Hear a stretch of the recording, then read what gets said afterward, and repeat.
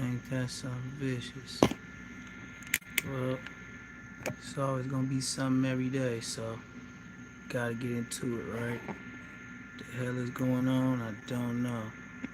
But, YouTubery, they with the tomfoolery. So, I'm gonna go ahead and wop wop. Exactly. This YouTube is gay. YouTube, they weren't ready for the Android, huh? They weren't ready for the Android today. It was like, what the hell? Yeah, nigga. Yes, sir. What's the deal, YouTube?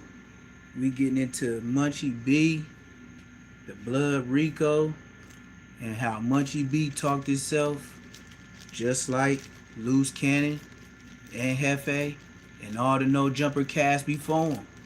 Hey, I can't blame them. They on the podcast, just a podcast.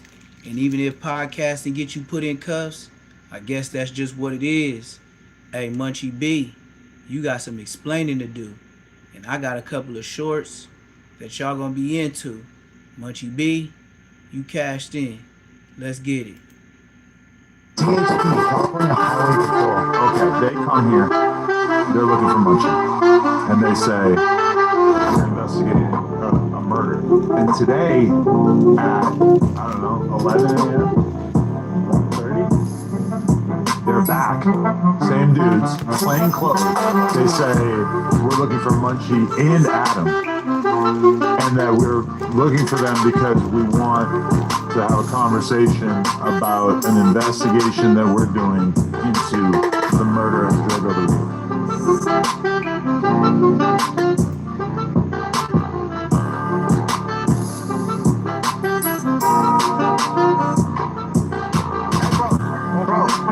Bro, the nigga goes, I pass the bottle back and forth to him all the time. What's he talking about?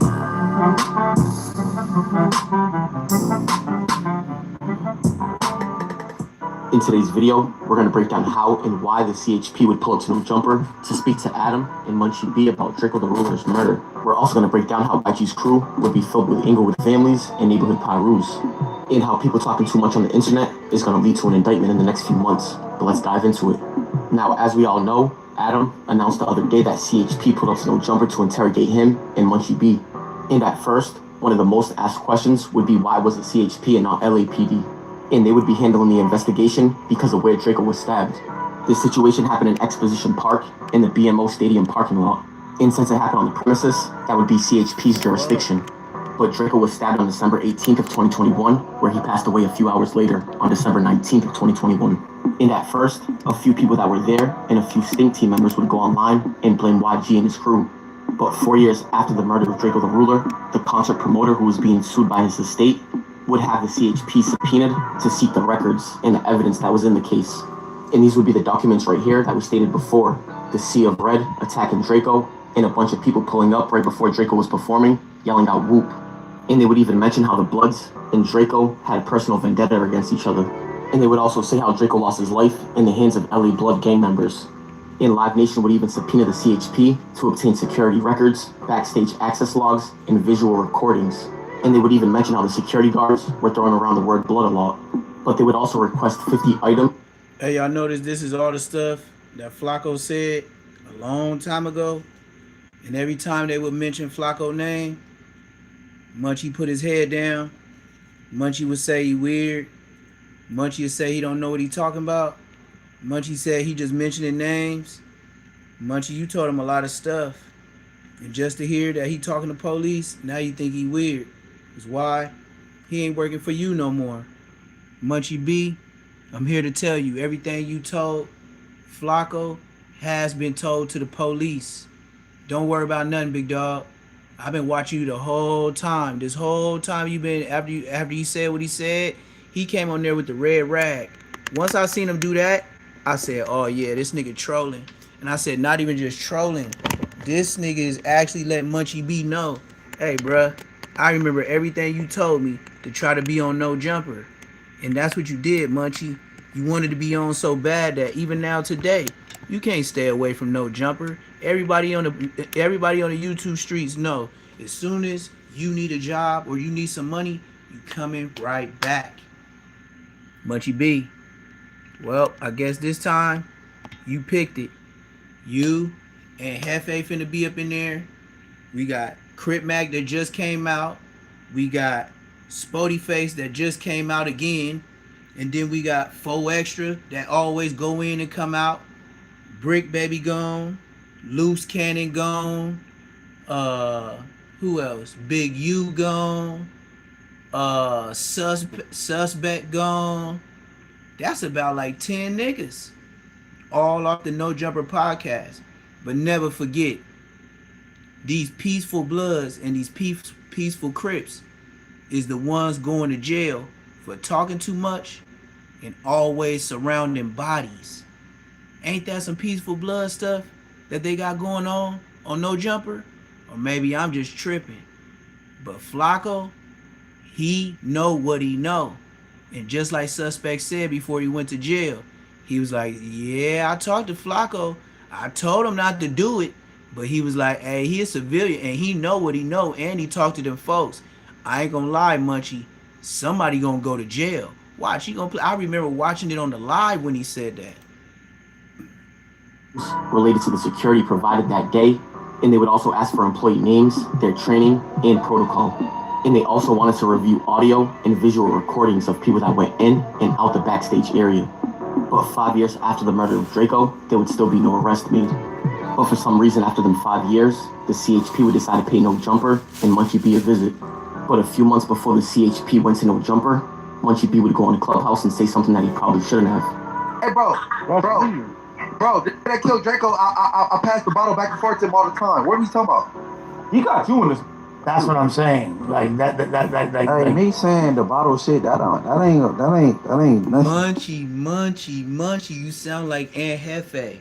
This call is being recorded, and all your fans keep telling you, stop talking on the goddamn phone. You still talking. You don't believe nobody. Now you say, I don't believe that ain't nothing. Just saying I passed the bottle to him. Do you act like we don't hear what you, like your ears, like you must still got them shells rattling between your head, because you did get hit on both sides of your head. You took 2 to the head, so you can't get right for show. You Stevie Wonder. You more like radio. You can't get right. Bruh, they up there looking for you. They don't come up there looking for you and talk about a body if they... Look, this is why they coming up there. They coming up there to talk to you, to ask you questions, if you even want to cooperate. Because if you don't cooperate, that's what's going to make them press the judge to press you harder. I know it's not. But think so, because that's why my would point. they just so bad? They'll be on my Instagram looking for me with a bottle or shit. Yep. Right. Shit, they can come grab your ass and question you about it. Yep. In a Munchie few weeks think after it's a that, game. Flacco made a post saying that he's going to expose the killer of Draco the Ruler. Poetic Flacco has said that he's basically going to make a video where he reveals Draco's killer. Pretty much. That's He fucked said that up. without saying it. And I talked to him too. Look, I know y'all gotta y'all that's in the No Jumper, I know y'all remember this. This is when Suspect was telling everybody, this is when Suspect was gloomy and he was telling everybody he finna go to jail and turn himself in. This is when his down days of telling everybody I got like 2-3 weeks left, I'm turning myself in, y'all could go fund me and support me. Ever since Poetic Flacco put that out there, Munchie, every time they mention that, he puts his head down. Body signs. You know, these people read body language for their, just to be lieutenant, just to be a detective. It's certain things that they gotta have in college to be in the vicinity of even being a detective. They have to go to psychology classes. They have to read body language. You stupid. Yeah, and I got hit up last night. I know Munchie got hit up too by some people are very upset about this. In the next clip would be confirmation that the video that Flacco was about to put out was supposedly accurate, and nobody in the room would disagree. As soon as I seen it, I called him. I talked to He him said about it was it. accurate. And I ain't gonna lie, I'm not gonna say too much because this don't got nothing to do with me. Yeah. But what I will say is, you feel me? Everything that he was saying, somebody's going. Uh-huh. then Somebody's going down. Somebody's Show going for down. show. He's getting off the streets. I'm gonna tell you this right now. He's talking to police. See, he said Flacco getting niggas off the streets. Like, he talking to police. I rewinded a little bit. I remember this. And look at Munchie. Look at Munchie's expression. His head is down the whole time. Look, and he said he got a Gatorade bottle. I bet you ain't no Gatorade in there. Look at his hand on his chin. His whole time. We didn't rewind damn near like a whole minute. Munchie head been down the whole time. Don't got nothing to do with me. But what I will say is, you feel me? Everything that he was saying, somebody's going down. then Somebody's going down. For sure. He's getting off the streets. I'm gonna See? He said for sure. And then he said he's getting niggas off the street. Please believe suspect was telling the truth all the way to him going to jail. He had about 2-3 weeks before he was going to jail when he told Munchie this. Munchie didn't lift his head the whole time. Munchie been acting like he was going to Draco funeral himself. tell you this right now. He's talking to police. He know everything that happened. He know what's going on. He know the rumors. He know the facts. He know everything. He know the rumors. He know the facts. That's your ass. Look at Munchie. You know, usually when Munchie popping this shit, he get to wiggling his legs. Like when he really get to popping it on somebody. Yeah. And next clip. But his legs be wiggling the whole time. That's how you know he nervous or how he anxious. Now he's stiff. That nigga stiff like Mummy. That nigga stiff like Old Body. That nigga stiff like Ice. That nigga stiff like Pixie Sticks.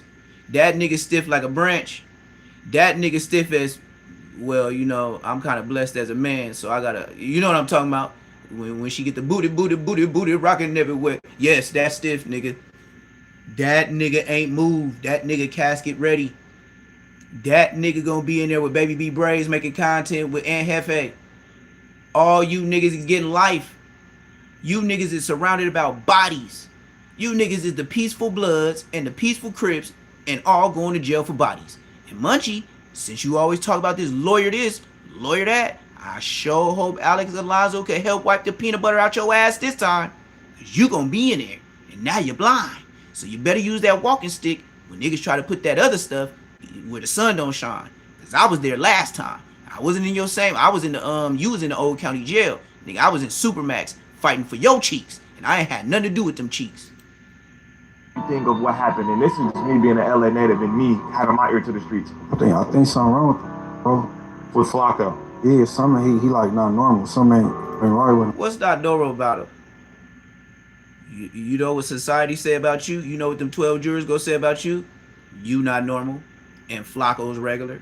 Why? Because they're the citizens, and you're the gang member, and you got hit on both sides of your head, and you still can't think right.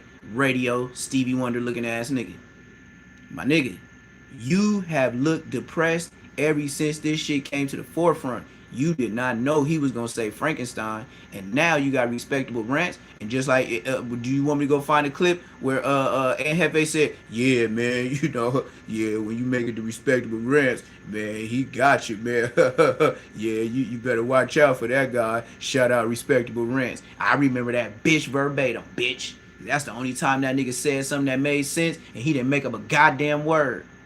And that's your friend, hefty trash bags. Nigga, you like that nigga. I think y'all probably, never mind, man, let's continue. That's a whole nother subject. These niggas too friendly to be, nigga, you know what I'm talking about. Well, I'm not feeling that.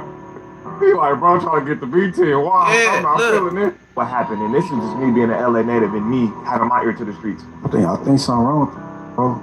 With Flacco. Yeah, something He like said not with normal. Flacco. Something He had to be ain't right sure. with him. You think something wrong with him? With Flacco. He like, bro, trying to get the BT and why? Yep. I'm not feeling this. Look. Adam don't even know what to tell him. Look, Adam got his hand in his mouth. Look at Adam got his hand in his mouth. He looked away from Munchie like, you sound like an idiot, but we're running content right now. And look at Lush. Lush just over there with the glasses on, so you can't even tell if he up or sleep. He do better than Aunt Hefe. At least he don't nod his head. But shit, we trying, you know what I mean? Like, Adam's like trying to see how he can ask these questions without not losing another friend, without indicting them. Because what Munchie just said, this nigga whole face, like I said, body expression. And you know these feds is watching. Watch the questions that they ask him and watch the body language at Adam 22. And he be like, oh shit, we're going too far. Watch. native in me having my ear to the streets. I think something wrong with him. Watch him. With Flocko. Yeah, something he like not normal. Something ain't right with him. Well, not feeling that. He like, bro, trying to get the BT and washed. I'm not feeling this. No, Look at him. Look at him. Put his head in his mouth. Is your offense that you're taking to Flacco talking about this, is it solely because we can probably assume that the people he's talking about are people that you're cool with? See, we can assume that it's probably people you're cool with. You're trying to hide them because you're your friends in so many words. Rico would then release the video of Draco's alleged killer, and he would say that his name was Frankenstone from the Black Pea Stones. And this right here would be a video of Frankenstone, and as you can see, he would have the 5X chain. And just last month, YG would drop a song called We Know the Truth. And this whole song would be him addressing the room. I still don't understand why you would put a music video out to refute what little old Flacco said. Flacco had you pressed. You still young niggas trying to be OG nigga. Nigga, you was so mad that Flacco said real names. You came out with a real song for Flacco. I knew you had something to do with it. Nigga, you are a rapper. Your name is being brought up with a unalive. Nigga, you watch Twitter. Nigga, you watch Instagram. Nigga, you watch YouTube just like the rest of us. You ain't above us just because you got some dollars. Nigga, you get bored too and you watch that bitch. And your show be watching what Munchie say. That's why Munchie be getting quiet like, yeah. And then be trying to change the subject. But why in the world would you make a song to have to be rebuttal for little old Flacco if Flacco didn't say real names? Got him, coach. Got him, coach. And then look at your dumbass video. You got the COs from the county jail walking you down the hallway. And sorry, sir, that's in prison if you got a shirt like that, because the show ain't the county jail. And I don't remember nobody saying YG ever been to prison. Maybe I might be wrong. Somebody let me know in the chat. So why would you play with prison like that? Just like with Julio Fulio. Why would you play being in the casket? Why would you play dancing around grave sites if that... Do you know it's spirits up in there, bro? Do you know we are not here alone, brother? It is spirits. But some can't affect all. You gotta be some kind of weak. And it gotta be able to be pulled out of you like niggas smoking Bristol and all of a sudden sucking. Yeah! Yeah, brother. That don't make sense. Why did the drug bring that out of you if you never thought about it? Well, just like I never thought about smoking Bristol, I guess I won't be going out on that route, huh? Hey, man. And then this gets worse. It's gonna be a Rico like the Hoovers, like the neighborhood Crips. Didn't Rap News Street TV didn't say like a couple months ago that it's gonna be a Rico of the Bloods, the Crips, and the Hoovers? Nigga, they got the Crips already, got the neighborhoods, they got the Hoovers. Who left? The Bloods is the Pyrus. And then you niggas in videos with each other. And then you got Drunk Munchie. Just stay babbling. And you know why niggas can't say nothing to him? Because he older than y'all. That's the only reason why Munchie can get away with saying a lot of shit he say. Just the simple fact, he older than your bitch ass. So how you gonna tell your big homie to shut up? Just like me. Can't do nothing with me. Can't. You can just go tell, and then now I'm OG. Who you gonna tell? That's like me telling my dad I'm gonna tell his dad on him. But my dad gonna be like, what the hell my dad gonna do? Like, what did the nigga? No, that's not even, don't even think that could ever happen. Cause it's not. You would never catch me on the internet getting DP'd. You would never see that. I'm telling you, in this whole existence of my life, You would never see me getting DP like Crip Mac and ODM Slim. Not never. You're never gonna get that on. Just erase that out your mind. That would never come on YouTube. You see how certain stuff I could just dead that from the jump. It ain't gotta be no threat. Try it, and I bet you, your DP won't go the way you think. You niggas. Let's continue. Was behind him and Draco, and he would say that he had nothing to do with that, and that Draco was beefing with another rapper. But YG would also drop a song with Pig God. Now look, you got old ass Pyru nigga right here. This nigga got put in that chair on his birthday. Yep. And my name was Tiny B Rat. Yes, sir. He is a general. Like, he would be my big homie. Put it like that. Now, he got me by like 2-3 years. But I would say he's Bosco's age. Now, that is a nigga that Blood got put in his chair on his birthday. Walking down beach. And the Crips caught him on his birthday and popped Blood. And Blood got put in that wheelchair. Blood always have nice J's. And I'll say Blood name. Blood name is Scrap. Blood name is Scrap from Neighborhood Pyru. Now, Blood never had these dreads. I don't know when he got this Lil Wayne shit going on. But this is Scrap right here in the wheelchair. And I remember I was Tiny B Rat. I probably was from the hood like a week or two. And Blood got popped on his birthday. And then he was in the hospital when I got put on the hood. And then when he got out, Blood was in a wheelchair his whole life. That's Scrap. Now, the only reason why he got scrapped there because, like I said, I'm OG. But if I was from NHP, he would be my older homie. So, like, say he would say, oh yeah, Neptune got to get DP'd. And then since I'm OG now, I'll be like, bitch, shut the fuck up, nigga. I ain't getting no DP shit, bitch. Nigga, I'll knock you out that chair, nigga. Type shit. You know what I mean? And then it's like the little homies can't get involved because it's just some OG shit. And nigga, you can't tell me nothing, nigga. Just like none of these baby ass, baby gaga Google. I don't care how big and swole you think you is today. Nigga, you gaga Google ass niggas. Play with me and act like you swinging, nigga. Play with me and act like you swinging. Just act like y'all crowding up like I ain't did this before. Just get to whispering. I bet you y'all gonna move around Rogers Park. All you gonna hear ting ting tong pow pow pow ping chip chop pow ping ting tong pong bing bow bow. Nigga, you gonna be hearing some Chinese shit going on, nigga. You know, ting ting tong ping ping ping. Yeah, nigga, and watch how many niggas get on. Watch how many niggas get on. And all the niggas that's gonna get on is the niggas with no pistolas. But it look real good in the pictures though. It looked real good in the pictures though. Everybody doing their thing. That's why I said Scrap. He the only one right here that I know. I don't know Blood standing next to YG. I don't know Blood Squirt is bent down. And I don't know none of you new ass niggas. The only nigga I know is Scrap. On the dead homies, nigga. So if we want to talk about Pyru, nigga, I don't know none of you niggas. None.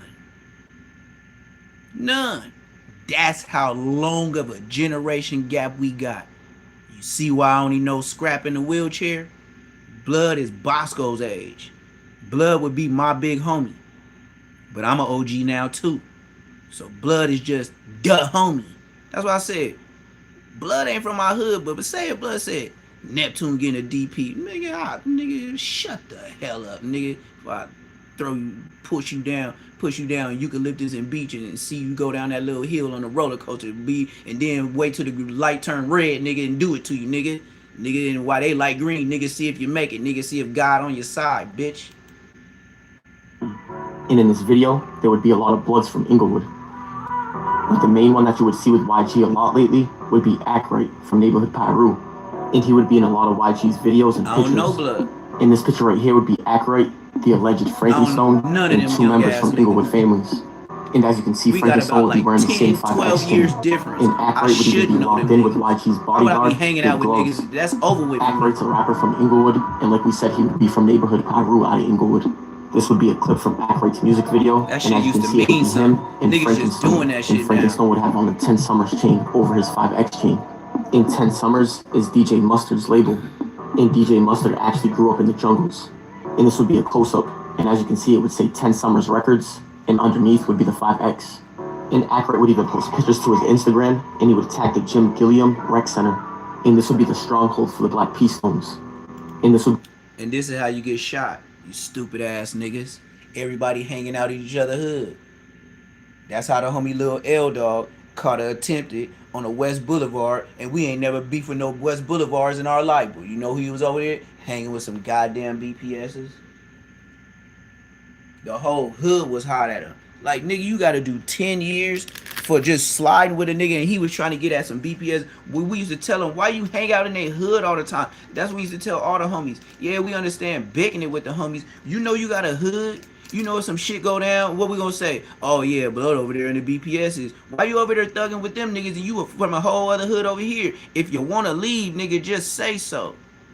Type shit. Nigga, all this clicking up, that's how you get a Rico. Look at this nigga doing.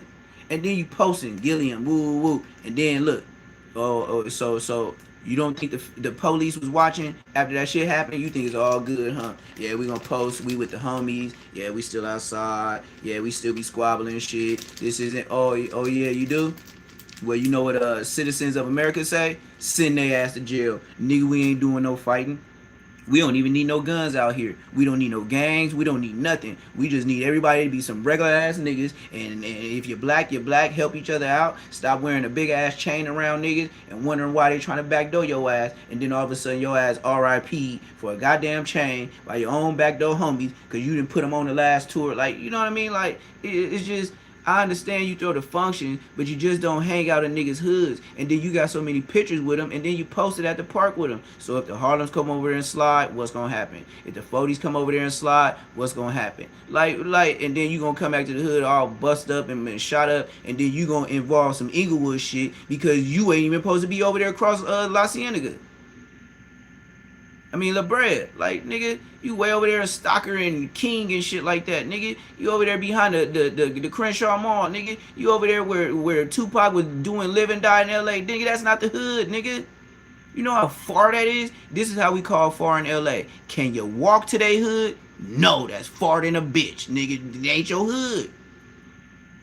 Just take it as simple ethics as that. Blood from Inglewood High. Can you walk all the way to the BPS? And we can go the back way by Unlimited. Over there by Overhill. We can walk by Slauson and Overhill, bitch. And nigga, start walking. Nigga, that's far, nigga. That ain't your hood, nigga. If you gotta catch a bus to get to your hood, that ain't your hood. If you gotta catch an Uber to go to your hood, that ain't your hood. If you gotta drive to your hood, that ain't your hood. You used to live over there. Hell yeah. We used to do a lot of things. I used to be 5 years old too.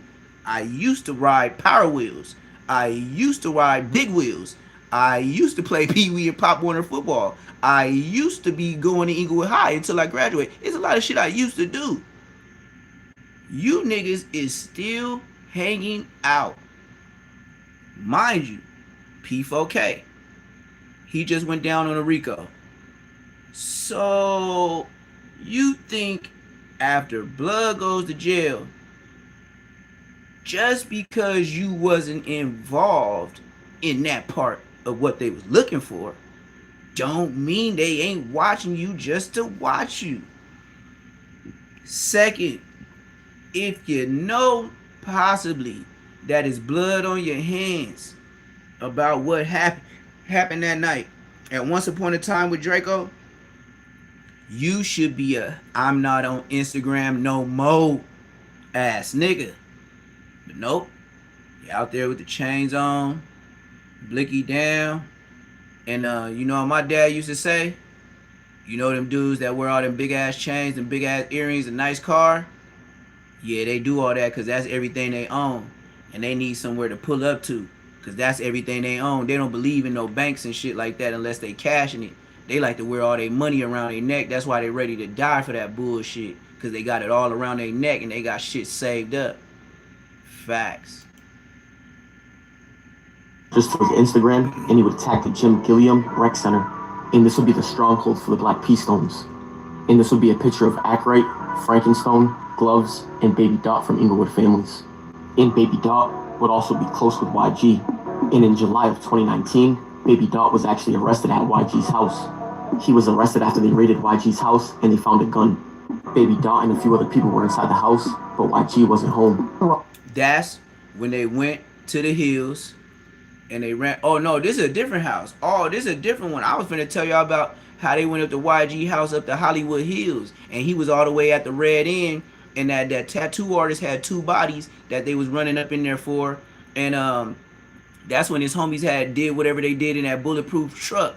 And nigga, they went to his house, and them niggas were throwing down big black bags down the hill and shit like that. And yeah, they got all them bags because he was on Sky 2 or KCal whatever. And nigga, yeah, they seen you throw down they seen the nigga throw down all the black bags. They ran up in there, got the Mexican that was tatting all the black people up. He had 2 bodies, and yeah, nigga. So I thought it was this one, nigga. You got a whole nother one with a red Ferrari. Arrived at the home of Keenan Johnson, better known as YG, on Blue Jay Way with the search warrant. After detaining several people, they arrested 29-year-old Hollywood Hills. It look different. I told you. On a weapons charge. Deputies I ain't seen this before, Johnson y'all. was not home at the time. I'm watching it But with when y'all. Draco was murdered in December of 2021, I just know what I know. I ain't gotta Baby Dot watch was it. in jail for an unrelated murder. So obviously he wasn't there that night. Yeah, he was. But when you go to the comments of this picture right here, But that's what I was you can talking note- about. So that's exactly what I was talking about. YG homies had a shootout, and I think the police was on them or something like that, or however they got away. And nigga, they was in a bulletproof Cadillac black Cadillac truck. Dead homies. Now he talking about over here after Draco RIP, all these niggas leaving all these captions. After everybody talking about how Draco just got done, this nigga talking about the old-fashioned way. Notice that these 2 arrows would say 505 Cinco and Big Gloves.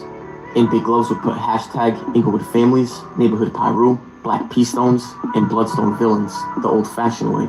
And like we said in this picture would be Baby Dot from Inglewood Families, Yep. Ackright from Neighborhood Pyru. Yeah, Baby Dot right here is the one that always be with Munchie B. He be like, yeah, my name Dot, Munchie B from Inglewood Families. Yeah, my name Red Bull. This is Baby Dot right here. This is the one that, you know, Munchie B showed his face, and he got a little clout off that, so that's how niggas be, you know, stepping up.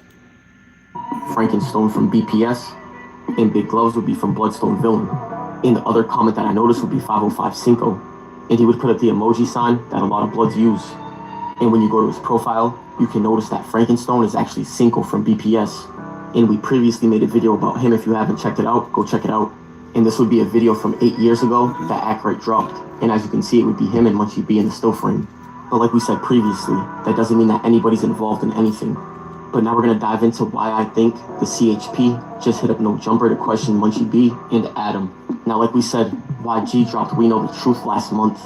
And I would say that it's not a coincidence that CHP pulled up just a few weeks later to No Jumper. And my assumption would be that YG heard that CHP was going around questioning people. Or maybe he was even questioned, who knows. But like we said, the timing of everything does not seem like a coincidence. And as far as Adam, Munchie, and the CHP, they can really be trying to talk to Adam for anything. Because like we said, he's the boss, so maybe they're just trying to have him present to relay the message to Munchie instead of Josh. Or maybe they're trying to see if he'll voluntarily give up surveillance footage of entourages and interviews. In majority of the time before they issue a subpoena, detectives will usually see if he cooperate with them. And don't forget that after Draco passed away, he interviewed Rucci and a few other people from Inglewood. And before Draco passed away, he interviewed YG, D3, and a few others.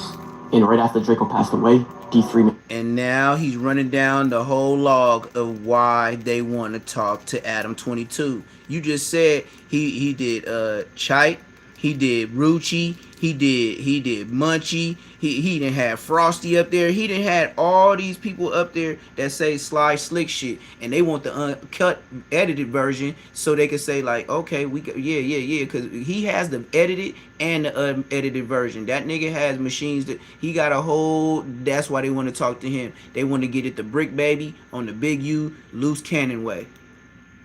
Made a video mocking Draco's death. Oh Lord, that nigga D3 got a knife. Stab a nigga in his neck, throw a nigga trife. Beef with the game, you ain't gonna make it through the night. And as for Munchie, I would say they're trying to talk to him for the thing that he said on Clubhouse about passing the bottle to Draco's killer. Shit, But let me know no what you guys shit. think in the comments about the CHP going into Jumper, YG dropping the song, and everything in general. But that is going to wrap it up for this video, and I appreciate you guys for tuning in. Hell no. Now, this just takes you back to Flacco. Now, what he stole from a little bit, we can go straight to Flacco. Flacco, with breaking this down, oh yeah, now it's certified. It's certified that, just like I said, YG was pressed. Why would you make that song if you wasn't pressed? Like this shit is just, watch this. Draco. Let me see if it'll do me like that. Hopefully it don't do no weird shit. All I need to see him with that red bandana, and it is what it is. Cause that was the worst one. Now he got the red, he got the other ones, but nah. We want the hold up. We gonna have to go to Flacco Town then. We gonna have to go to pathetic Flacco on my mama. This nigga something else. Come on, gang. See what this goofy nigga got going on. Cause I don't even watch Flacco like that. That nigga's a weirdo on my mama. But it is what it is, you know. And Flacco, hey, I ain't got nothing to say about it really, cause bruh, you don't even gangbang, so I don't even look at you no type of way like you owe somebody something or nothing. It's like you straight bogus, and all you do is troll, and you do get information from your boy, so we can go ahead and stop all that. I know for shit show you get all your information from Whack, then you go tell T-Rail or whoever it is that you mess with, and then you'll see it back on Fig mess with you, and then once back on Fig got their little incidents of you know, with their homies talking about what you said and blah blah blah, it got bad for you, bruh. It got real bad for you. So I know you try to bring the Hoover niggas in with you, and you try to make it seem like, you know, it wasn't as bad as it was, but the press they was getting over that, come on, man. Let me see. Flacco, Draco the ruler. What is Flacco, Draco. Let me see. I was close by. Man, this nigga got content, so I ain't finna. It's 3 minutes ago. Poetic Flacco just dropped 3 minutes ago. No, that say 3 months. Okay, yeah, it must be late for me. What's up with this? Bam, man, it's bad. What is this, a day ago? Nah, that ain't it. Flacco, I ain't trying to see all your shorts, man, because I'm in there too. But I do got a lot of... See, Flacco, that was... And then you had people like way on the Midwest. Like, I couldn't even believe King AK-47 was actually responding to some... I was like, bruh, like... King AK, you, man, bruh, do you even know what you was talking about? You got Flacco talking about the Pablo Bloods. I was like, the Pablos? Like, who told this nigga? Like, you know, y'all sometimes y'all be trying to get this nigga just a platform just because he know what he know, or you think he know what he know. Flacco don't know what the hell he talking about, nigga. This nigga get on there talking about Pablo Bloods. Man, look, once you said that, I knew you wasn't from LA. I just knew it. You just wasn't from LA. But here go one of the shorts that he do got no, that ain't it. That's Rosemo. I seen that already. And Flacco, if he talking about Rosemo, nigga, you don't even know nothing about a Rosemo. Like, how the hell you gonna talk about Rosemo? You don't even know a Rosemo. Weird ass nigga. This nigga weird. But hold on, I'm gonna have to go to these other ones that ran his content, cause I'm on his page, but shit, everybody else coming up with it. You got Aunt Hefty Trash Bags talking about it. You know what I mean? But here we go. 3 months ago. Here we go. Because that's when it all happened. But if you run it back, just like with Loose Cannon and Brick Baby, everybody was always telling on themselves. Like, the whole time we thought it was funny games or a nigga trolling. And then we forget how a week or two later after niggas say that shit, maybe a month. With Munchie B, it's been 3 months. So since it's been 3 months, the police been working. Didn't it take 4 months for them to get Aunt Hefe? after the unaliving of his big homie. Remember that? Yeah, that's a fact. He didn't get pulled up on for a whole 4 months. Never forget that. And that's Aunt Hefe. Police ain't in no rush, because when they come to get you, they coming to get you. Ain't nothing to talk about. Ain't no debate. We talking about bodies. Bodies. Get off the phone. Bodies. On Clubhouse or something like that, right? Before they ever came around? Yeah. No.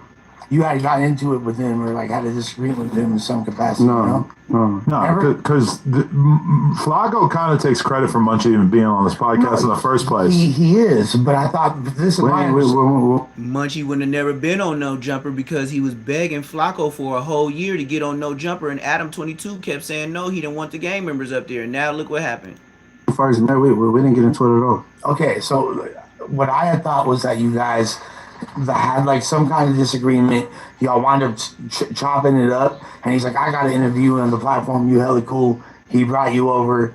That's not accurate at all? Exactly. He brought you. Okay, so he brought you over. He interviewed you. He don't give him no credit. Cool. And then at what point was there this contentious energy? That's what made Flacco hella mad, because he brought you to No Jumper. Without Flacco, you would have never been there. You like, no, that's not necessarily true. No, I was waiting on some other stuff. I had some other shit going on. When did you start having like beef with each other or feeling something like that? No, I ain't never been no beef, but I wasn't liking his takes, and it seemed like he was. A lot of it was shock jock shit, so I avoided him. Like, that ain't really how you feel, because you don't got nothing against gangbangers, because you really like you into villains. You want to interview people that's supposed to did this to people, this and this to people. I was the villain. I'm a little easier on the eyes to the internet now. I was the villain. They break putting kill squad in the streets and hanging around Long Beach Crips and shit. So you really don't feel that way. You just doing shock jock shit, but then they start getting annoying. Okay, now he doing the police work with this weird shit, talking about if they drag their feet for another month. See, he said now they doing police work. Now he doing police work. Why would you make that statement if he wasn't saying some facts to what he was saying about you and the homies? That little weird shit. And it ain't just him, bro. Anybody that do the weird shit. Like, I had a problem with White going there with the big U shit. Or like, I didn't even like that the ATM Richie was playing with the P4 thing. Oh, I was on the phone like that. Why people playing with real life situations, I don't know. For content's sake? Because you're not an anchor on Channel 5 or... Well, Munchie B, what did you say I passed the bottle to the nigga every Friday for if it wasn't for clout chasing internet shit? So you put it out there and then you don't want nobody to drag you. And then look at Aunt Hefe face like, boy, you know you over here on bullshit right now. Boy, I sure love these policies. Hope I don't fall asleep on the damn camera. Shit, I'm high in the motherfucker, dog. Conehead, church, Peak Hill, church, Winston head ass nigga. Or nothing like that.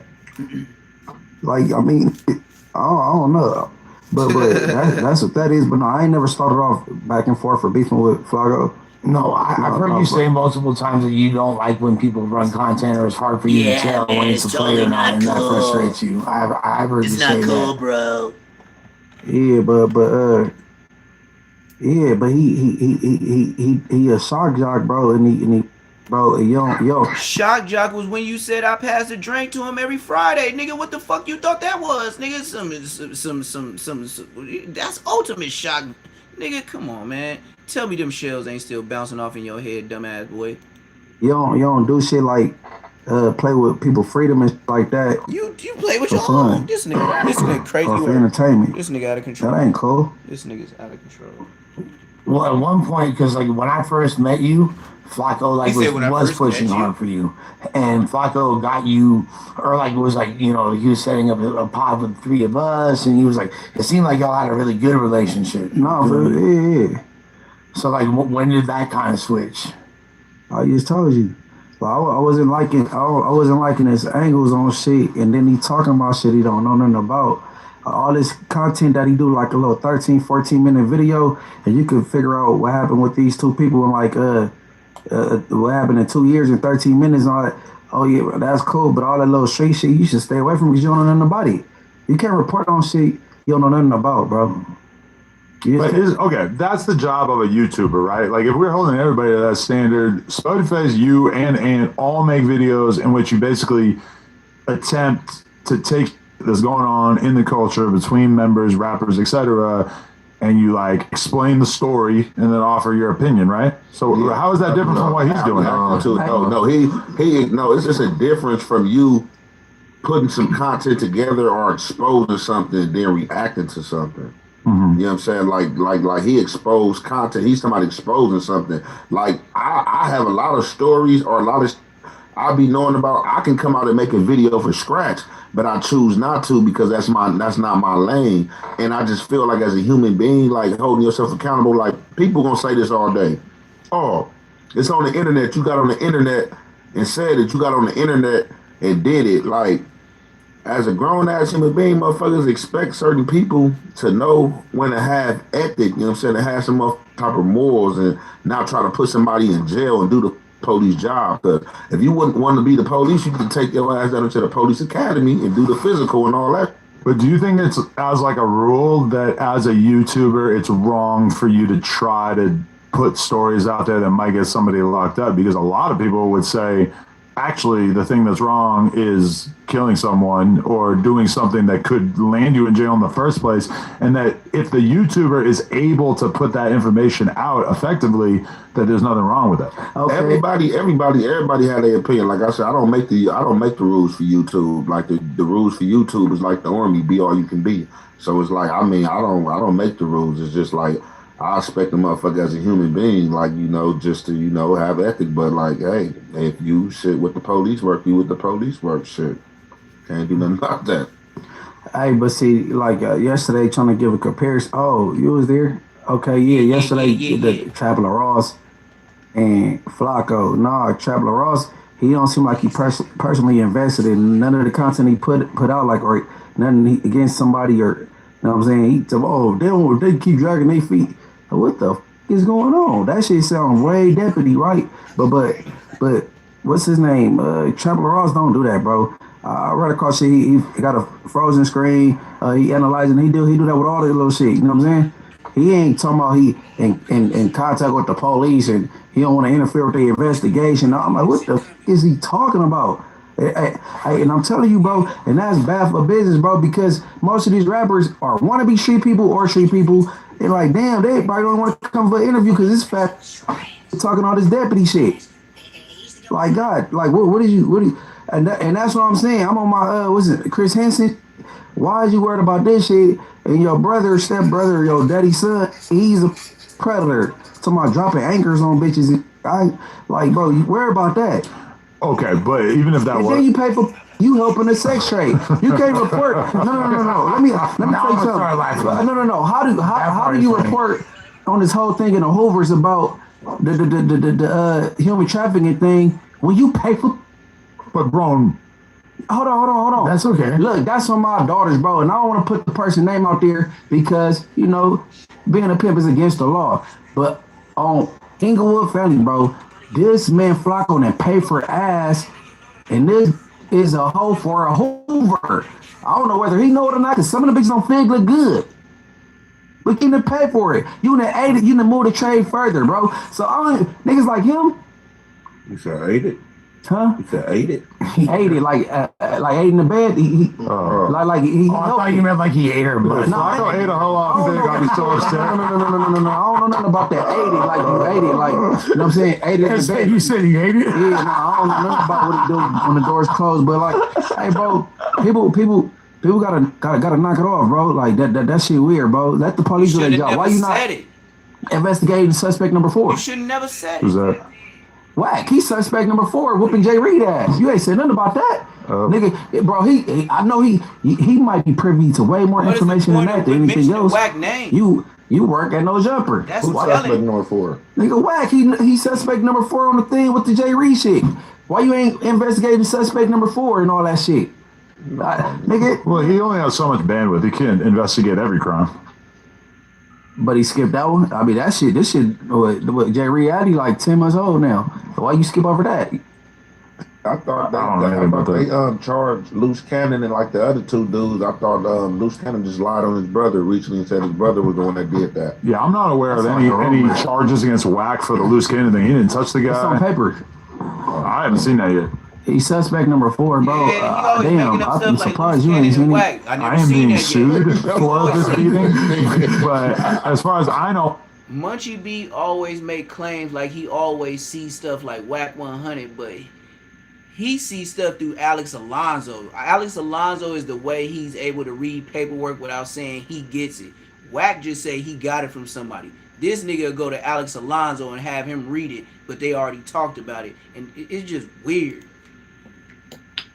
Wack doesn't have any involvement in it. Oh, God in heaven, he's suspect number 4 on paper. So why, I'm just saying, Wack, right? Why you ain't investigating that?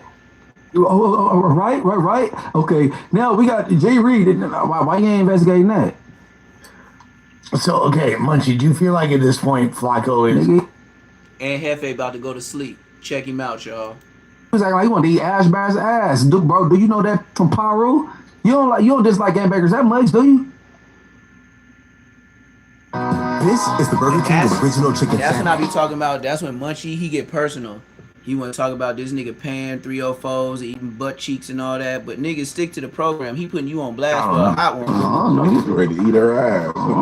Yeah, as far as the content that I do though, I stay away from cases and stuff like that. I react to something somebody said is me doing any investigation. That's all.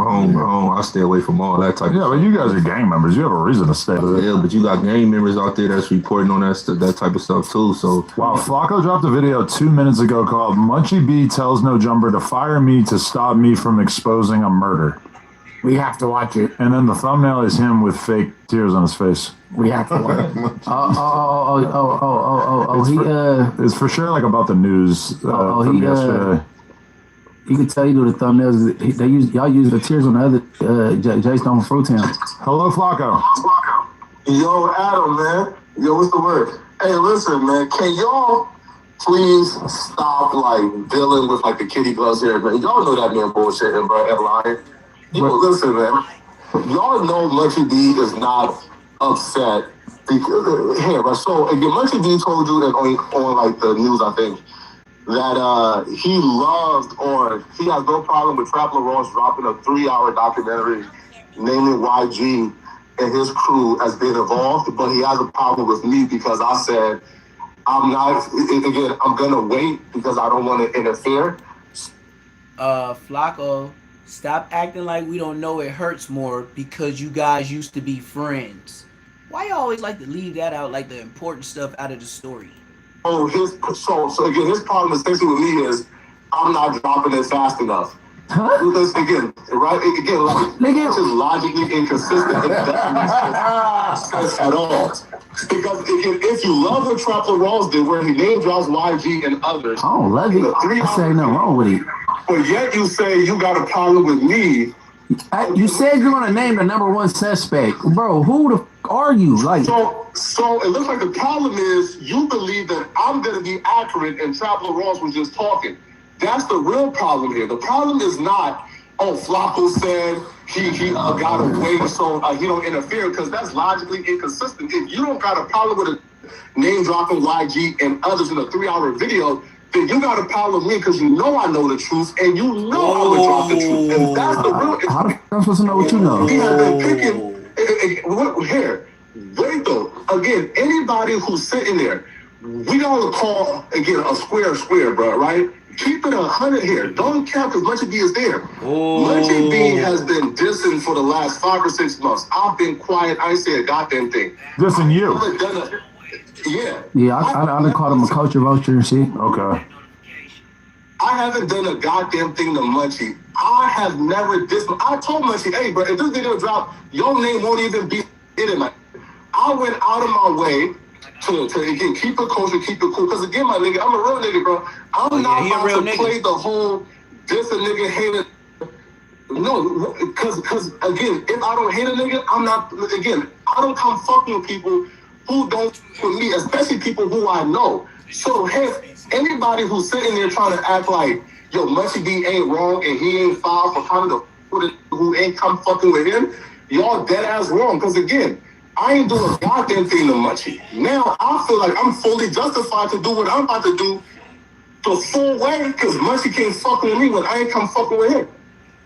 What that mean though? I don't know. Well, he's saying that Munchie has been talking shit about him for 6 months when he feels like Flacco feels like Munchie owes him some loyalty because he feels like he brought Munchie on to No Jumper. But what is like the full extent? That's what he said? He said that in the group chat, I think, yeah. Wow. Oh, yeah, that's probably after I left. Right, but it's past that too, right? Adam, like, it's like, listen, bro, if somebody is saying this, nigga, I'm not with you, bro. All right? We know each other. We work at the same place. I'm going out of my way. You feel me? To not dish you, to not shit on you, even though you're shitting on me routinely. Calling you a culture vulture and shitting on you? Yeah. You, again, you. Hey, hold on. By definition, if you monetizing off a culture you don't like nothing about, like what are we talking about? You interviewing, you say you despise, you want people that's supposed to be steppers, killers, and want to give them an interview and highlight them. That's being a culture vulture, right? That's the same way as that Clipper owner. He don't like black people, but he got a team full of black people jumping up and slamming and getting injured. So what I'm saying. So hold on. Is that not a culture vulture? Where am I lying at? I'll respond to you. I'll respond to you. That logic only exists among stupid. Hold on. Bro. Let him finish his thought. Sorry, keep going. Again, that logic only exists among stupid, more specifically gangbangers who want to avoid accountability. Tucker Carlson can cover Vladimir Putin and interview him. Tucker Carlson despised Putin. Tucker Carlson can interview literal terrorists and despise them. Me covering something does not mean, again, I don't have to co-sign shit just because I'm covering it. I have a right to cover things I disagree with. True. Only among stupid do we think that, hey, bro. You interview these people and then you gas them up. With this, bro, you shouldn't be covering it, bro. Nah, that's not how. Hey, so Adam, so I'm tripping. He don't interview these that's supposed to be quote unquote. Look, man, Adam interviews whoever, whenever, however he likes. So, you don't tell him what to do. He pays you. Flacco was just a friend, and you know what he using against you can be used in the court of law. That's why you hot. Spody Face know it, and Hefe know it, but Aunt Hefe doing the same thing in the county jail. And they not. They just got internet reputations. Oh, and he tricked that think they killers. You want to gas them up and interview them, but you don't like this shit. How does that make sense? When you hold on, you don't condemn none of these people in none of these interviews though. Huh? Hey, you ever noticed that Munchie, when he want to get his point across and he don't want to let you talk yet, he always say, hold on, and get to yelling. But then he always wants you to give him, his excerpt and what he got to say. But if you get back on him and you get on his head, he'll do that. Hold up. Interview Al-Qaeda members because we're not supposed to. That's history. We sit down with. You learn about that history books. No, that's right now. No, he talking about people that, bro, international shit. He talking about shit we gonna learn about on CNN. He's talking about journalism, basically. Yeah. Man, up and coming Hoover ain't no. That don't have nothing to do with Al-Qaeda or on the same level. How's that a comparison? Stop playing, bro. You know what I'm talking about, bro. You talking about the little bro with that this nigga says you want to diss that. I don't agree with. That's my right. That's journalism. Hey, listen, let's be honest. I got your attention for all the negative shit. At Capital Group. Exactly, and you loved it, and you start trolling to the max until you had it to where you could go as far as you wanted to go. And then Alex Alonso was loving that you got that spot. He's the one pumping you up and putting that battery in your back like, hey, man, don't lose that spot, man. You know, if they just tricking you out your spot, Munchie. Hey, don't let the streets. He already a sucker. Yeah. What? That's true. Yeah, I mean, that's fair. That is 100% true. I do feel like Flacco a few years ago, or even like 6 months ago, was kind of like more positive towards gang members, and as time goes by, he keeps getting more critical of them. So what changed? That's not true. Because my first viral clip of Adam was me telling you young fellas should die in prison. So again, that's cap, and that That's was late. 4 years ago. That's late. Right? So like this whole narrative that like, oh, Flacco got bold because he left, bro, that's cap. I've been covering this. Phil, listen, bro, I'm the reason why 50 Mexicans pulled up to no jump. No, you know what? You did get bold when you left, but I don't knock you for that, Flacco. Stop trying to act hard like you didn't leave with knowing you was skedaddling. Because even Adam 22, when you left the podcast, said he didn't even know if you was leaving. He said, no, Flacco's not leaving. He hasn't told me anything. And the next thing you know, Flacco moved to Texas. That's exactly how it happened. Flacco moved to Texas. Because of my coverage. Man, but you said you wasn't, though. Which one is he? You said in front of me and said you wasn't the reason. You said it was some... They pulled up because they said though, again, they had a problem with Flacco. They was misled, but they said they pulled up because they had a problem with Flacco. Well, you did make that video. What they pulled up for? You made that Instagram post about American Cholo, right? Where the video of him saying the N-word or whatever. Yeah, wow. But you texted me and told me to do it. Yeah, I mean, you asked me if it was okay, and I said, yeah, it's newsworthy. Let's do it.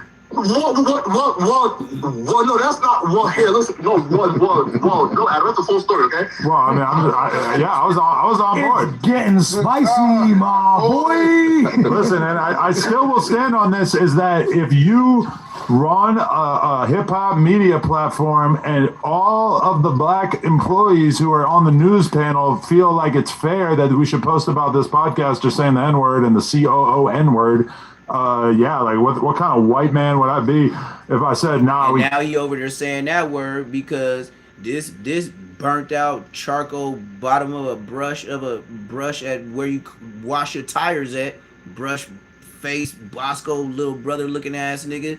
This nigga over there calling other black people coons. I ain't heard that word in so many years. That's why I was like, man, this nigga using fresh out of jail words, man. Like, this nigga is spotty faced and had the peaceful crypt and had all kind of problems with everybody too.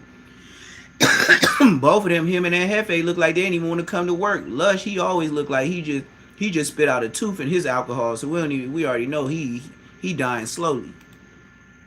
We can't cover that because the dude's in a gang and he might beat us up. Hey, Flacco. Adam, the real story, again, Adam, I was not aware of that video. I woke up at 10 a.m. saying, yo, this video here exists in the news law chat. And I say, yeah, we should fuck with this, right? So, right. But those, again, they put up thinking that I found the clip. I just want to know what Lush is even there for. Lush probably said 2 words the whole time he high, looking like he a blues brother. Edited the clip, but yo, that clip bro, was already out there. But again, I'm of the mindset that there's no excuse for any Mexicans to be saying coon or nigga, and I don't care what the context is, right? But again, that's besides the point, though. I'm saying, again, Munchie B's logic is flawed, and then too, again, Munchie B is this, right? I made a post. I never once said the name of who. You ain't gotta say the name. Hey, Flacco. Munchie B jumped out the window and started dissing me, and even though, again, from my perspective, if Munchie is saying he has nothing to do with that, then why Munchie be so invested that he's willing to diss me and go out the way to cause this much trouble for shit? Trying to let me in Hey, Flacco, hey. Hey, look. He answer that question though. If Munchie B has he looking for a certain answer. I ain't gonna give it to him. Going out of his way. I feel like he's the only podcaster from Inglewood Family, so he feels like it's kind of on him. So the family has something to do with that. Oh, I don't know what you're talking. What are we talking about, bro? Okay, let's be real. That's my question again. When it comes to Bloods, Munchie is obviously kind of it has always been at the forefront. See, that was the trick bag, and you know what, Munchie? Even though you didn't say nothing, you said a lot. Oh, he just want me to say something. He just want me to get the woo-woo. He just want me to give him some more fact. You saying all that mumble stuff, the police is writing that shit down. Of the Draco versus the Bloods beef. So I feel like it's not really that surprising that Munchie ends up speaking on behalf of the other side of that, right? I think like Munchie B has said he has nothing to do with that. The Bloods had nothing to do with that. Family had nothing to do with that. So again, if Munchie B and Inglewood families had nothing to do with that, why is Munchie B so passionate about this and is causing this much trouble and dissing me over a potential video? I know what he's trying to do. See. Every time Munchie says what he says, mumbling, you just letting us know and confirming. You told him this stuff. That's why you like, yep. He just trying to bait me. Because why y'all had this conversation before. And who knows if it was tapped? No, this the thing though, Flacco. No, not Munchie B answer. No, Yeah, listen, no, I'm not trying to answer for Munchie B. He can answer the question, but this what I wanted to say. Like the same way, like how you feel like people are stupid for thinking the way they think about you covering game content. You got to understand, regardless of you throwing nobody's name out there, like if you talking about gang content and gang culture, and you saying that you about to name drop somebody that did a murder, you don't know who these people tied to or who people got relationships with, whether it's the person. And you don't know that he already had moved to Texas, you dumbass niggas. That's why he was having this conversation, nigga. This nigga probably had U-Haul in the wind. Remember Flacco tried to play us and say, oh yeah, man, I'm out of state. Yeah, I was supposed to do some interviews and blah, blah, blah. They like, man, you did this content, you got out of town. Nah, man, you know, I just had these interviews and this and that. And next thing you know, nigga, 2 days later, Flacco moved to Texas. Or not. So it's like Munchie B whole attack on you on the internet has been about you exposing gang makers or saying how you feel about gang members. And listen, and look, I definitely hear you, bro, right? And bro, I love and respect you. But again, you says you don't know. I don't love no Jefe. I don't respect him. That nigga had that big ass chain on while he was on camera, and he trying to tell the whole world he wasn't there stomping the nigga out. So you mean to tell me the police is gonna mistake you like just like Rap News Street TV? They gonna mistake you with that one identical type of charm chain that you had, and you gonna run game on the world and say, oh yeah, they might have a picture of the video of that, but they ain't got me stomping out my homie till he ain't moving no more. You know what, and Jefe, you just need to be in jail, cause you tell jail lies, and them jail lies never work. Cause why? Niggas always get life. People is tied to. So are you saying that Munchie B is doing all this hooping and hollering because he's tied to the killer? Man, look, I he's tied to the killer. So hence he's dissing me because of the potential Draco video that don't exist. See, Flacco know what he know. This nigga just said blatantly to Munchie face, no hiding, no stuttering. You know Flacco's a good stutterer, right? Especially when he's lying. He just said in full 2-3 sentences, Munchie B, he knows he's tied in with the killer. He's friends with man, he got you, Munchie. He got you. And then what, a week later, you got suspects saying, yeah, he knows everybody, man. He be really talking to the police. Man, I can't answer that, bro. Okay, cool. Can Munchie B answer why is he tripping on Flacco? Exactly. See? Hey, next question. Exactly my point, bro. Exactly. Okay, you the Babylon for real. Please sit in this real quick, though. This man went out of his way to come fuck with somebody who... That wasn't out of my way. Who told you that was out of my way? I mean, you talked about it online, right? Come fuck with me. Why is that out of my way? Come fuck with him. Did all this hooping and hollering, and I'm asking a simple question. Bro, I don't answer them type of questions, bro. Bro. You see. I was just finna say, yeah, you do. He just said, yeah, you do, because you did it behind the scenes. You did it behind the scenes, nigga. The reason he like, why you acting brand new now, nigga? You was talking like you wanted to get on No Jumper. Now you on No Jumper. Now you don't want to be in the comment world no more, huh? Cause you're trying to hold your homie. He just told him 3 or 4 times, nigga. You already know you hang out. That's your boy, the one that unalived the wound. I don't want to answer those type of questions. You sure was answering them when you tried to get on No Jumper, bitch. Hey, bro, drop your video, bro. Do your thing, bro. All them little texts and threats and all, like, just drop the shit. Drop it. What threats? What the number you sent me? 17578. Look, I don't give a. Bro, do whatever you gonna do. I don't care, bro. Do what you do, bro. I don't thumb wrestle and all that shit. Munchie B is tongue-tied, bro. Tongue-tied. He's tongue-tied and don't know the answer to that question. I swear to God, the way and Jefe, I'm finna run it back a couple seconds.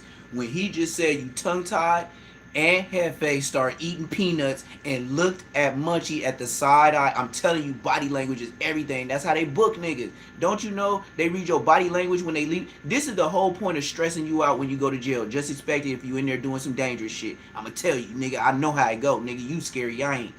Nigga, they gonna put you in a room. They're gonna ask you some questions, and then if you act like you don't want to give no information, blood, they're gonna sit you in there for like an hour or two, try to stress you out, get you thinking and shit. Then they're gonna come back in there, hey, you want to talk now? Then if you don't want to talk, blood, they're gonna try to either come back in like another 3-4 hours, or they're gonna try to holler at you again in the morning. And then if you say no in the morning, then they're gonna be like, yeah, well, a couple hours you're gonna be going to the county jail. So what, bitch? I already know that, nigga. I'd rather go to the county jail for 2-3 weeks than nigga talk to you and get 10-12 years. Them type of questions, bro. Bro. You, hey, bro. Drop your video, bro. Do your thing, bro. All them little texts and threats and all, like, just drop the shit. Drop it. What threats? What the number you sent me? Do you see the way Aunt Hefe was just looking at him? Look at Aunt Hefe looking at him now. I know y'all can't really peep it unless I zoom in. I'm on a whole different chair. Look at Aunt Hefe. Look at Munchie B. Why he on him? Why he's telling them, nigga, why you don't want to talk to me? Why you don't want to say nothing? Look at Aunt Hefe eat poly seeds, looking at this nigga like, Munchie, I know, like the way he getting at you, like, Munchie, no matter what, how I feel about Aunt Hefe, that nigga's a mark. But anyway, I'm a big brother too. You know when your little brothers is lying. You be sitting in there watching your mom and dad argue with your brother or sister, and you be sitting at the table like, you know goddamn well we know you lying. You over here trying to play mom and dad like, shit, let's see how this gonna play out. Oh God, that's the face and Hefe giving them right now, looking like with the E40 glasses on. Tell me when to go. Tell me when to go. Tell me when to go. Tell me when to go. Dumb. Jesus Christ had dreads, so shake them. I ain't got nothing, but I'm planning on growing some. Eating on some poly seeds. Crazy work. What the number you sent me? 17578. Look, I don't give a, bro. Do whatever you gonna do. Question on Munchie? I don't care, bro. Do what you do, bro. I don't thumb wrestle and all that shit. Munchie B is tongue tied, bro. Tongue tied. Tongue tied and don't know the M. Did you see Aunt Hefe? Did you see Aunt Hefe start eating the poly seeds faster when Munchie B wasn't answering right? Come on, man. Y'all playing with me. For that question. Man, this nigga wants somebody to point an elbow or something. This burnt out. Yeah, right, bro. Go with that bullshit, bro. This nigga, I don't know who said you. Crazy as fuck. I mean, I do feel like he has a point, though. It's just like, when Ack watched King Von get killed by Lil Tim on he got screen, threatened to get slapped about it, too. But Ack made a video about it, and we all thought, like, oh, it's crazy. It's something new that we haven't seen in hip-hop history, but it's ultimately, like, journalism. And granted, he went to jail for it already. No, this was, like, the day after it happened. I got a question, Munchie. But also, like, that like, when Ack did that, it wasn't ultimately... It didn't change anything, because ultimately the cops are going to watch the video and break the video down the same exact way that Ack did on stream. And I do think that Flacco has a point when he says Trap Lord Ross. Trap Lord Ross has already made videos that basically tried to very specifically link Draco's murder to very specific gangs. Flacco is saying that he's going to name the person that he believes did it, but he hasn't done it yet, right? So what are you saying? Oh, you connect? Oh, but man, ain't nobody playing them type of games, bro. Ain't nobody dumb, bro. Ain't nobody stupid, bro. You playing police games, go with that weird ass shit, bro. Go with the dumb shit, bro. You and Wack. Nigga, Wack did this shit with Brick Baby. Tried to blurt out some shit, and Brick Baby walked away from the table and walked out like, I ain't about to be, like, I don't know why niggas play them type of games on the internet. But, I mean, I guess somebody will see when you end up in the truck like that little girl with David D4ZD or whatever the fuck. Flacco ain't fitting in no. Wow. Munchie B. You just confirmed what he said is true. You just told this man on national damn near TV with 4.5 million subscribers. By the way, I got 8 million this month. Suck it slow. Nigga, you just got so mad and blew up about this information. You just told this nigga you'll put him in the trunk like David Girl. You just told this nigga, man, mentioning names, you gonna end up, nigga, in the trunk like David. Nigga, you just confirming that, nigga, these niggas gonna get you for saying they name type shit. Oh my God. You young Americans are so funny. And then look, this is what confirms your bitch ass ain't never been to jail for no real shit. You talk too much. Nigga, I know. Okay, and Hefe, yeah, you did some time. That's smooth. Cool. Drug cases is different than body cases. You know I had 3 of them, bitch. I had 3 fighting body cases. You know the first time I fought a body? Nigga, I was 18 turning 19, you bitch ass nigga. So I don't want to hear nothing, nigga, about nothing, nigga. I was facing double 39 to life, nigga. Double life for 39 years, nigga. I barely turned 19 in that bitch, nigga. And I ain't get no peanut butter in my drawers, bitch. The fuck, nigga? This nigga, man.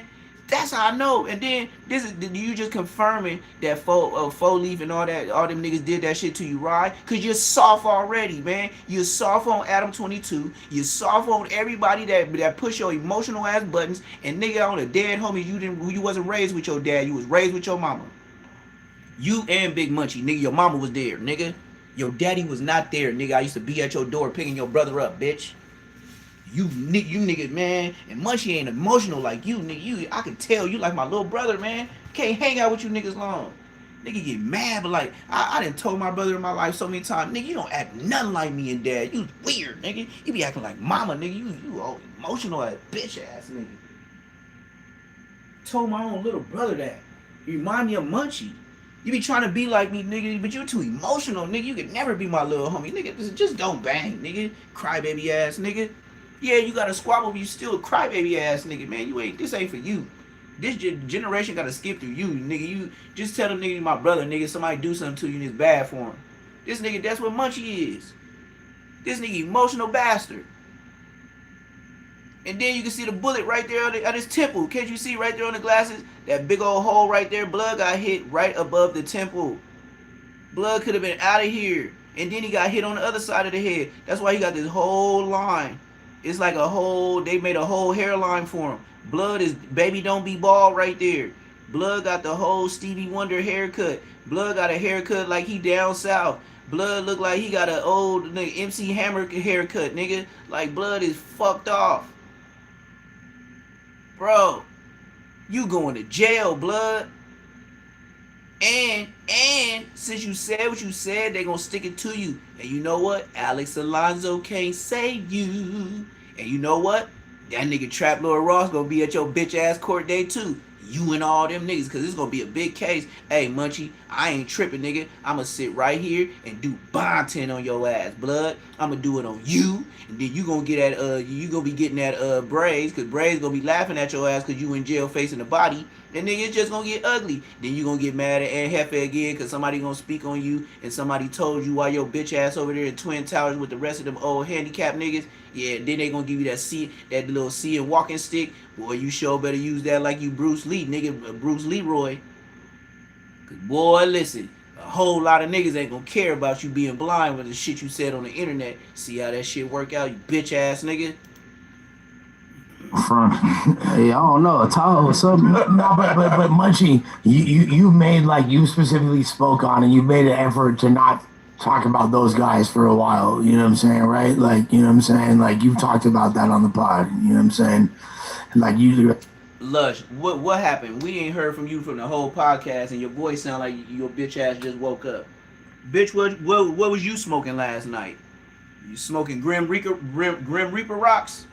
I don't even know how to say it, nigga, but you look like you, nigga, when your tooth fell out the other day, nigga, drinking that alcohol, I was like, Blood is brazy. And you know where that comes from? On Westside 400, nigga. I seen a Mexican I used to serve to do the same shit. Blood was talking to me and his tooth fell out. Blood was smoking Bristol. Like, you know, I ain't trying to have my name mentioned with them, like no disrespect. And when you have spoken, cause I did it enough already, so I'm like, I'm gonna keep doing it, like all that extra shit. Okay, that's what I thought, too. Right? And when they actually, I've heard you use their name in favorable ways in certain times. To be honest with you, you feel me?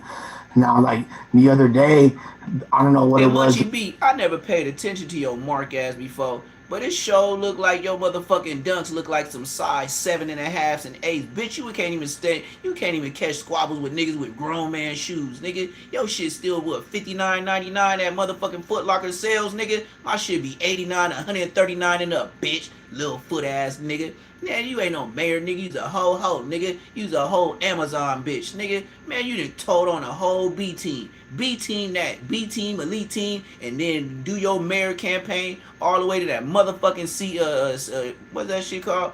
CCB, nigga. And go be over there with goddamn man Hefe, and y'all can run some bonding together, nigga.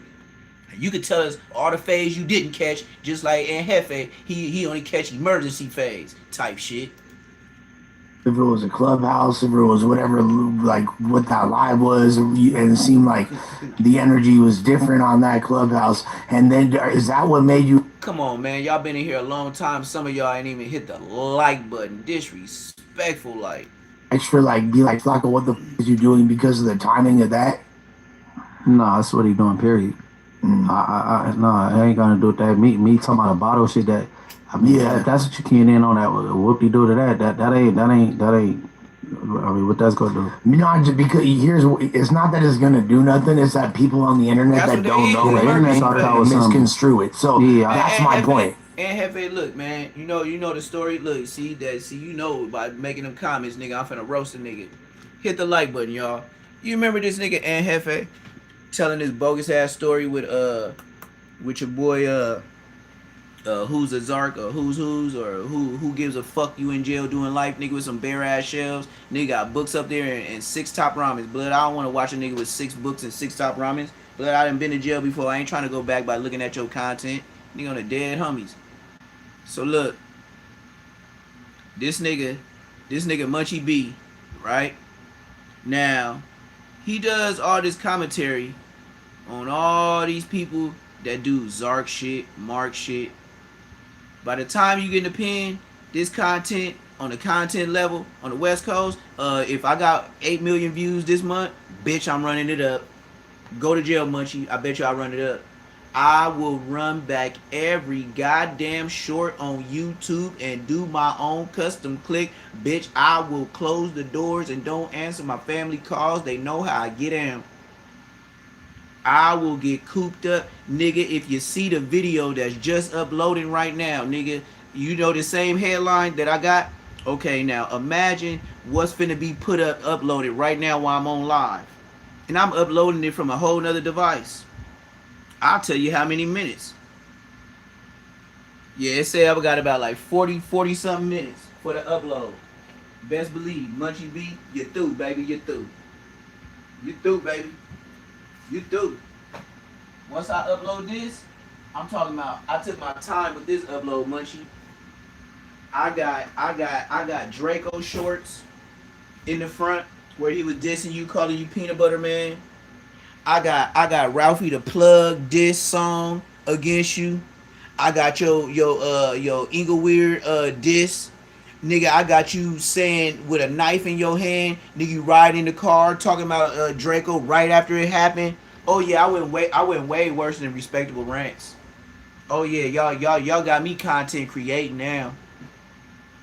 Hell yeah, memos all the time from YouTube telling me, hey man, get into your content creator space, get more creative. Like they pretty much telling me they liking my videos, but nigga, do some more creation. Like nigga, go find some shit and do it like everybody else. For sure. That's what they telling me.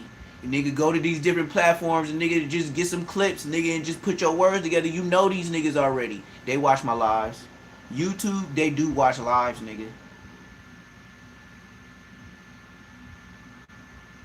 I would tell y'all right now, and I don't care what nobody says, there is a real human YouTube team that just goes through people's shit. They don't even care what you're talking about. They just want to see you talking.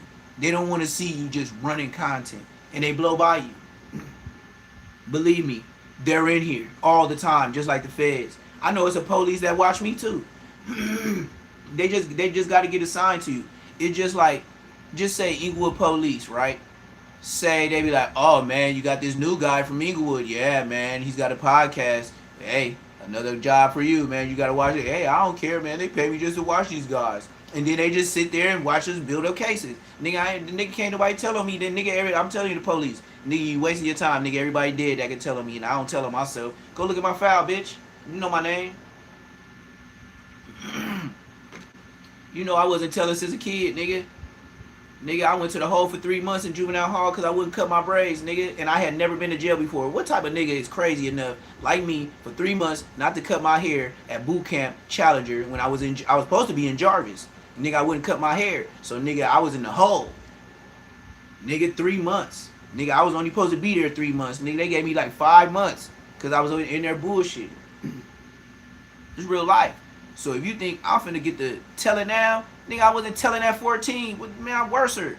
Nigga, at 14, nigga, I'm 41. Opposite numbers, nigga, of the spectrum. Blood, you ain't getting shit. I will sit there, lay up, put my feet up, and ask you, can I get my 3 calls? If that's all I want. Tell my people where I'm at. Blood, I will be going to the store. I don't give a fuck what you talking about. You can get bunked up with me or end up in the same dorm, but I bet you, if we do split up, I bet you I will be going to the store. Okay. So what do you mean? So what I mean by it? What did you mean? So what I'm saying Man, is that, y'all messy, bro. They say what is so I'll tell you. whatever I said it. I mean, well, what is that gonna do though? That ain't gonna move the needle for nobody. No, but is that one of the reasons why you got frustrated at Flacco? Because he's like bringing attention to something when it's like you weren't even intending it to be that. You feel me? Nah, they take everything I say out of context.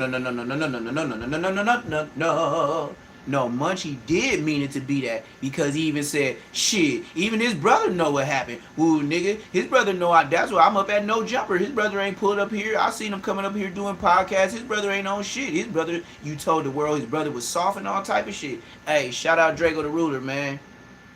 Your mama and my mama best friends. And I'm talking about best friends. Sit on the same row at church every Sunday. This is a fact. No lies, no cap. My mama sits on the same row every goddamn Sunday with Draco mama.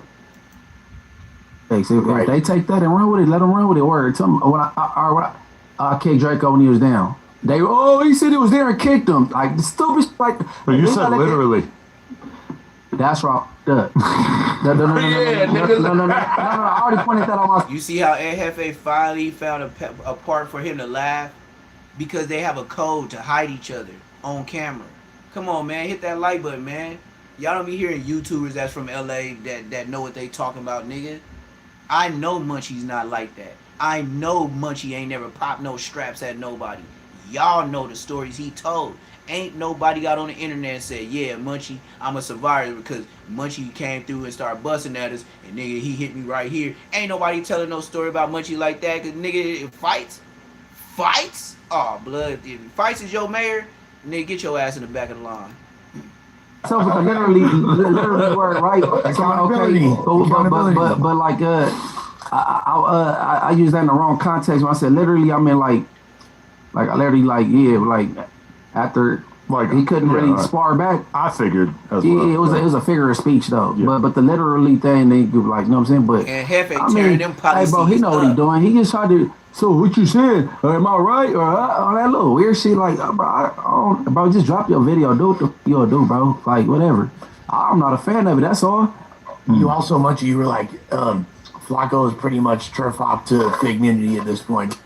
Spody face looked like he want to fall asleep, but he looking at Munchie like, I know about all this bullshit. I ain't finna speak. I'm just up here to get paid.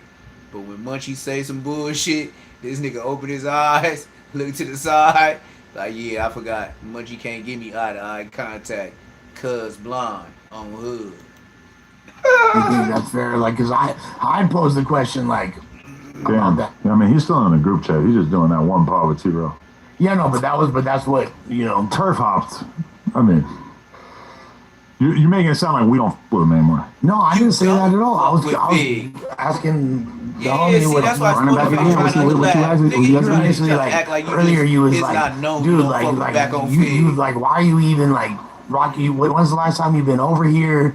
Like you over there, like doing other podcasts that aren't even a part of No Jumper at this point. Like what's up with it, bro? Like where's your T-Rail? I done been on back on Fig like twice or something. Not even about T-Rail. It ain't even about T-Rail. But you didn't start a show with See, I told you, T-Real. The possessed man himself. Yeah, I don't even call the nigga zesty and shit, but I'm just saying it ain't about T-Real though.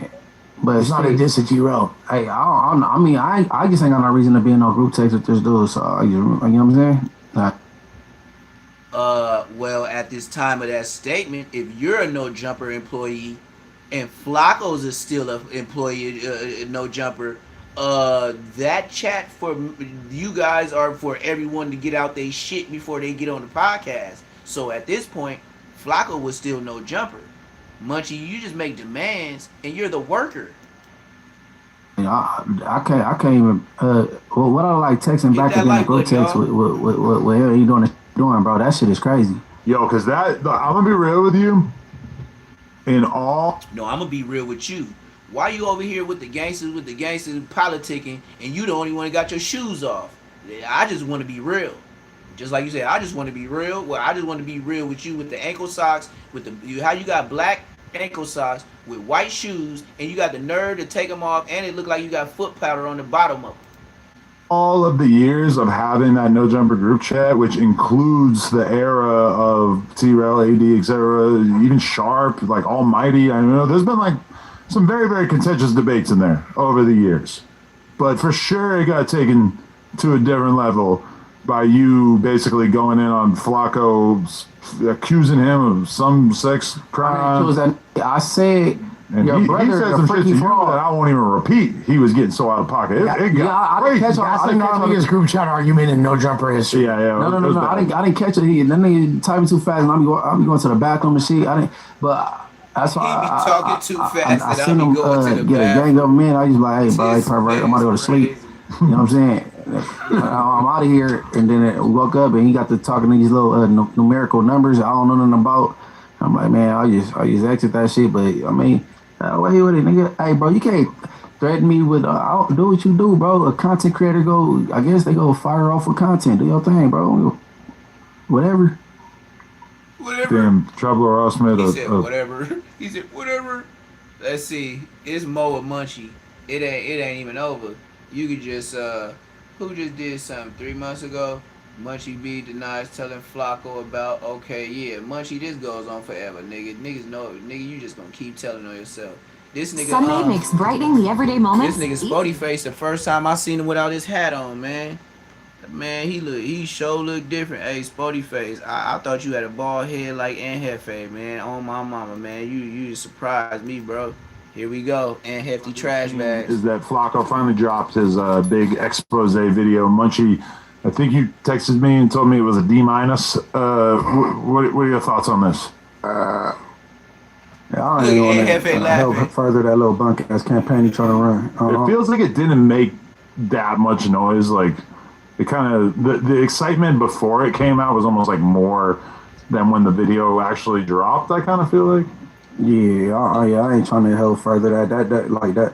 I don't know, but what I will say is this debate, journalists and all that. That's not journalist work. A journalist research the facts and report the facts. He did get 340,000 views in 4 days, which that don't mean what he reported is factual. No, definitely not. But it's still pretty impressive numbers. It's viral, but like that's not journalist work though. You got content creators, podcasters, and journalists, bro. And he's a content creator. He's not a journalist. But I mean, journalists, like I read the New York. Okay, it don't matter. A content creator is sort of a journalist, because at the end of the day, you have a subject, you have a person, topic, subject, you have a narrative, you have a pitch, you have a middle, and you have an ending. Munchie B, you have not been to college, and you have not wrote a thesis. You have an AA and nothing. You probably got an AARP card just for being disabled, or you maybe had AA, Alcoholic Anonymous, but you sure ain't got that at college. You sure say some dumbass shit to be from Inglewood. But at the end of the day, drown yourself, because you never make sense, Munchie. Times every day, and you know, it wouldn't be outside the norm for basically like a journalist to report on an investigation that the cops were allegedly carrying out. I don't know that they would necessarily do that about unsolved murder or anything. But journalists don't get word from the streets and report things. You know what I'm saying? Yeah. They get it from documentation, data, or whatever credible source. You know what I'm saying? Like, that's not journalist work. You could operate in a journalistic capacity and not be a journalist. No, by definition, we ain't talking about capacity or moving no goalposts. By definition, that's not a journalist. Because like back that's in the a day, content creator, bro. Okay, so let's talk about journalism. So like when JFK got killed, right? And people were trying to have their different narratives. Journalists were like trying to figure out what it was, and they're basically doing police work to get to the bottom of it, right? So let's take a look at the actual definition of a journalist and see if this sounds like Flacco. A journalist is a professional who collects, writes, edits, and disseminates news and information for media outlets, including newspapers, magazines, television, radio, and digital platforms. They inform the public on current events, research complex issues, and often adhere to ethical standards of accuracy and verification. The end part is where Flacco starts to run into some problems. Yeah, and that's what I'm saying, bro. Journalists, they research the facts and report it. That's a content creator. He's a content creator. No, you talking about content creator? Now I gotta ditch your ass, cause now we finna tell the truth. You kind of zesty like Black Boy Max, but hey, Munchie B, don't let me be a content creator and equate your ass and Photoshop your ass into a thumbnail to where I have your ass looking like Black Boy Max. The way your gay ass is telling on niggas right now, nigga.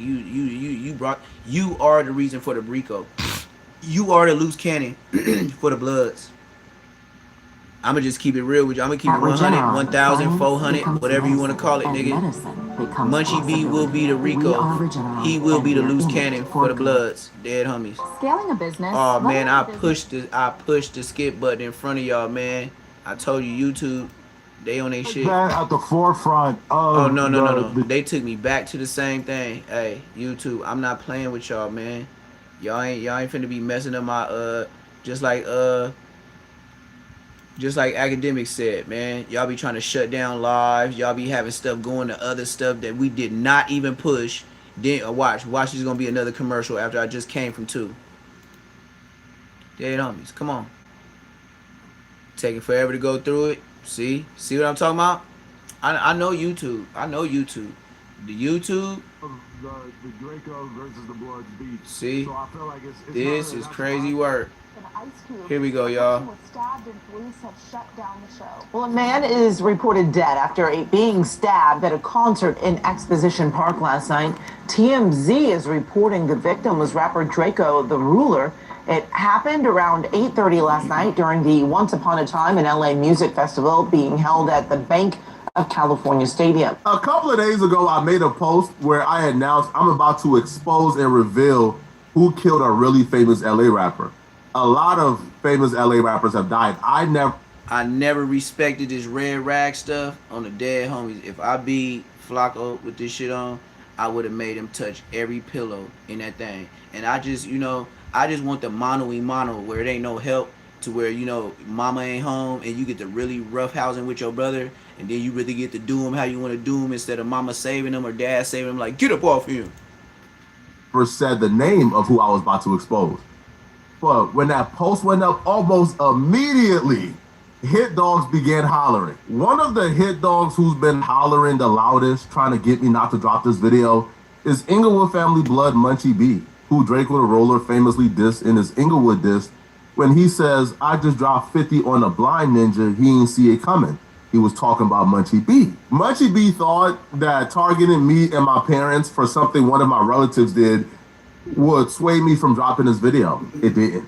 Munchie would even make a threat that he wasn't done with me and he was gonna be at me every day if I dropped this video. Frederick's your real name, you know what I'm saying? But whatever, Frederick, Jala. I'm gonna tell you why your name, last name, on Inglewood family. Any female need to run from the Jala last name. It ain't straight.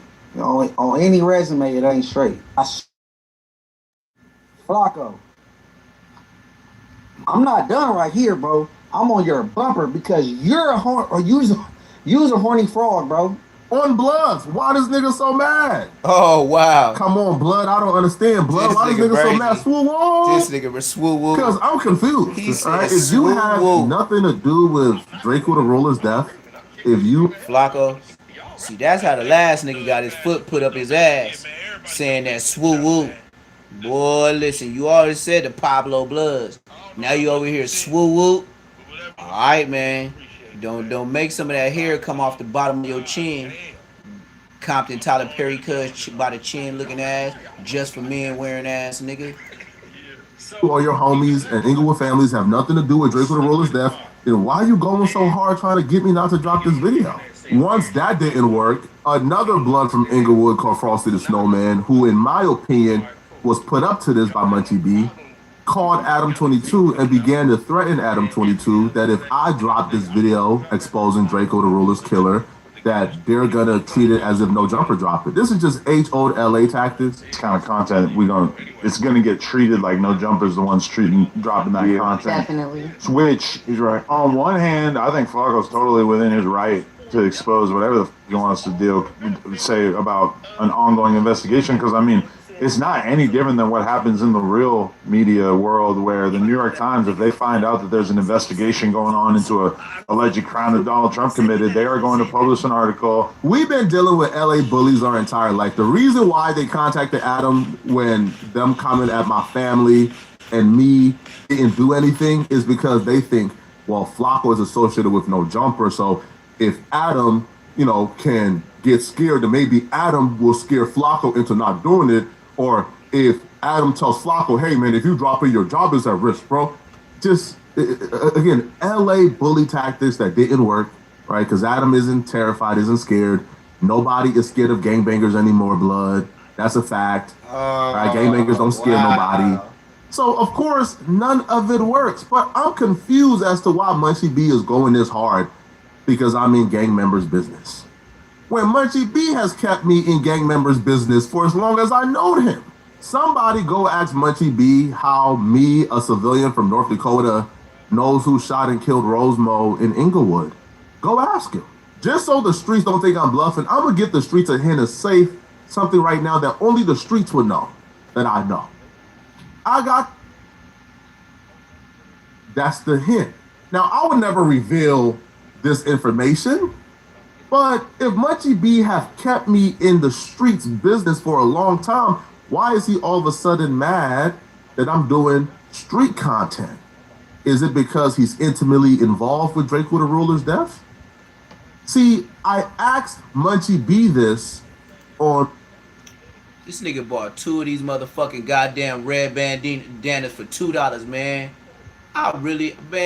This stuff is really irking me. This nigga bought these gas station bandanas and came on here straight to clout chase. I will never forget this day, Flacco. I guarantee. Like 607 swear to God on my mama. The No Jumper show. Well, again, from my perspective, if Munchie is saying he has nothing to do with that, then why Munchie be so invested that he's willing to diss me and go out the way to cause this much trouble? Hey, Flacco, hey.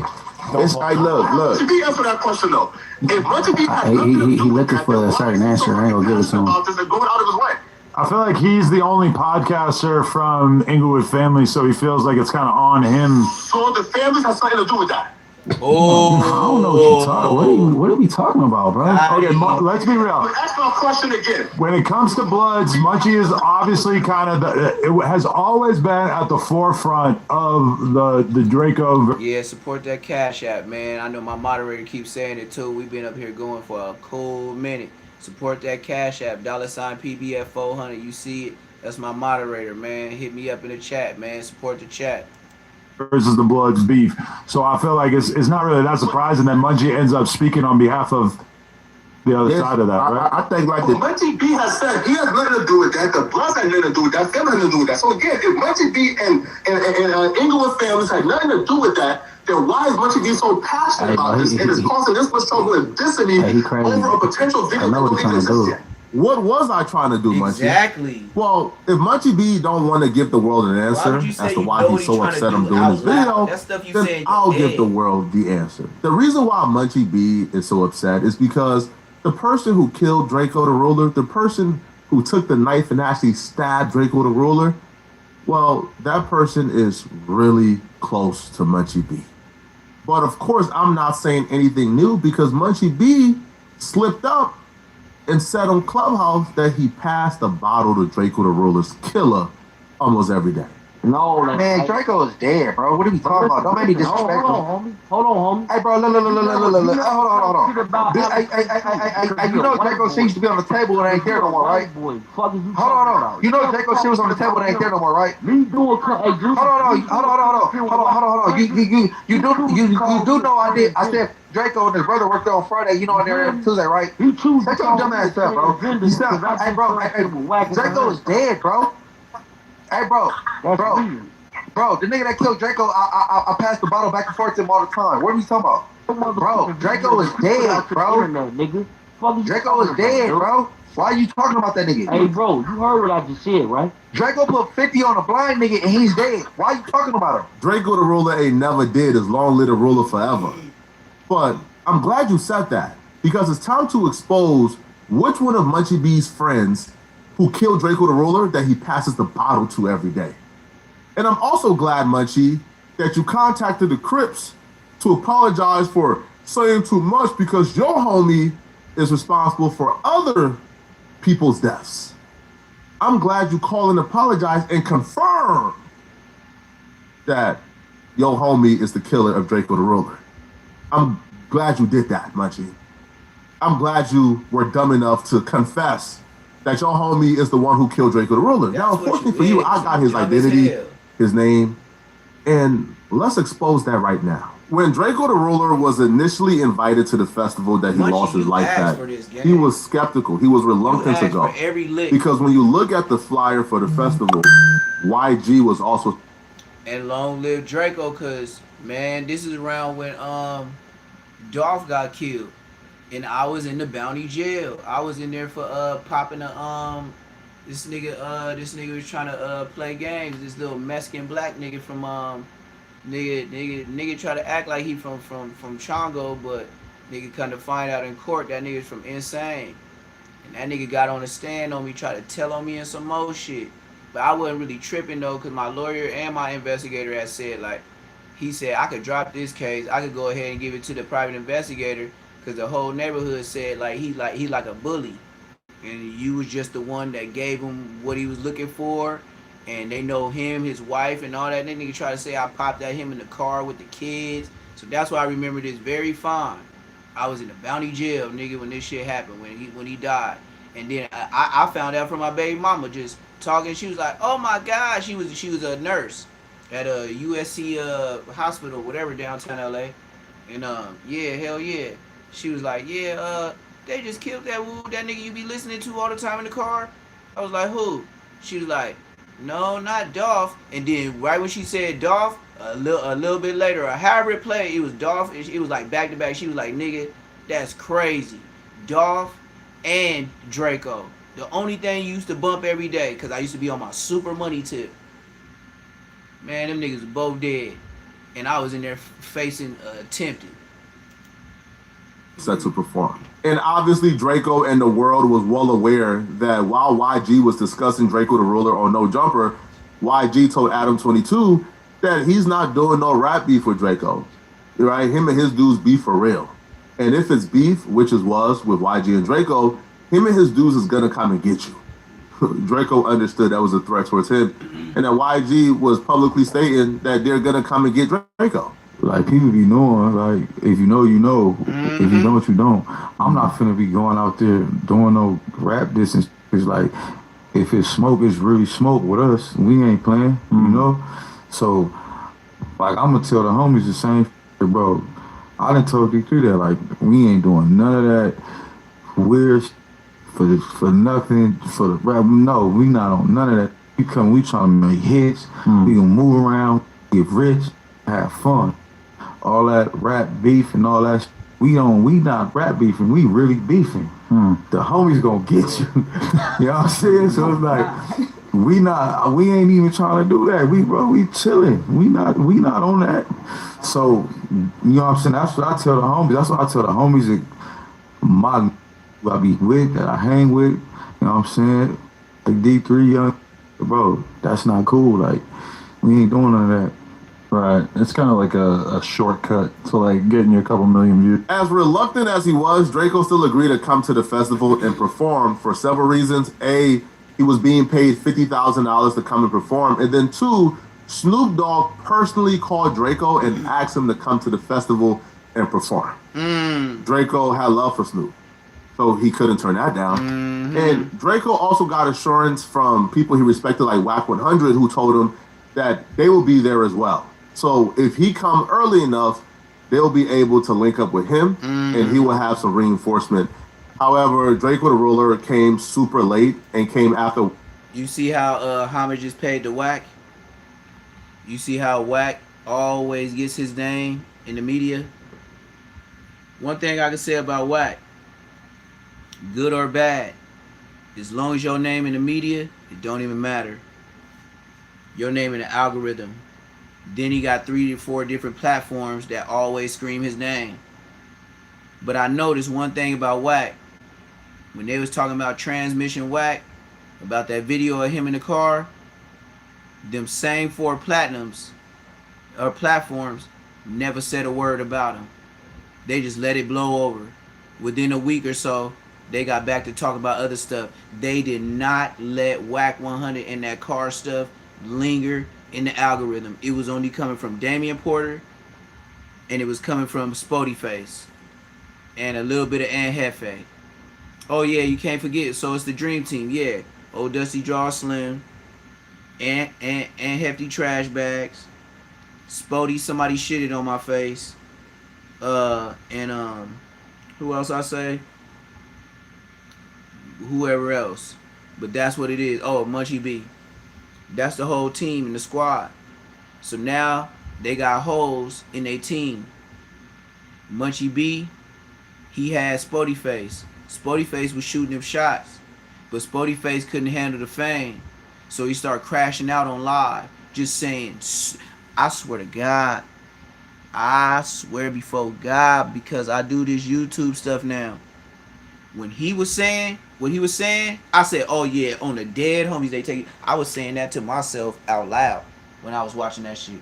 I said, on the dead homies they taking your shit. I wouldn't even care if AI caught it later. The shit you said and the shit you don't censor, you stupid. It's AI for real. That don't mean they're gonna get you today.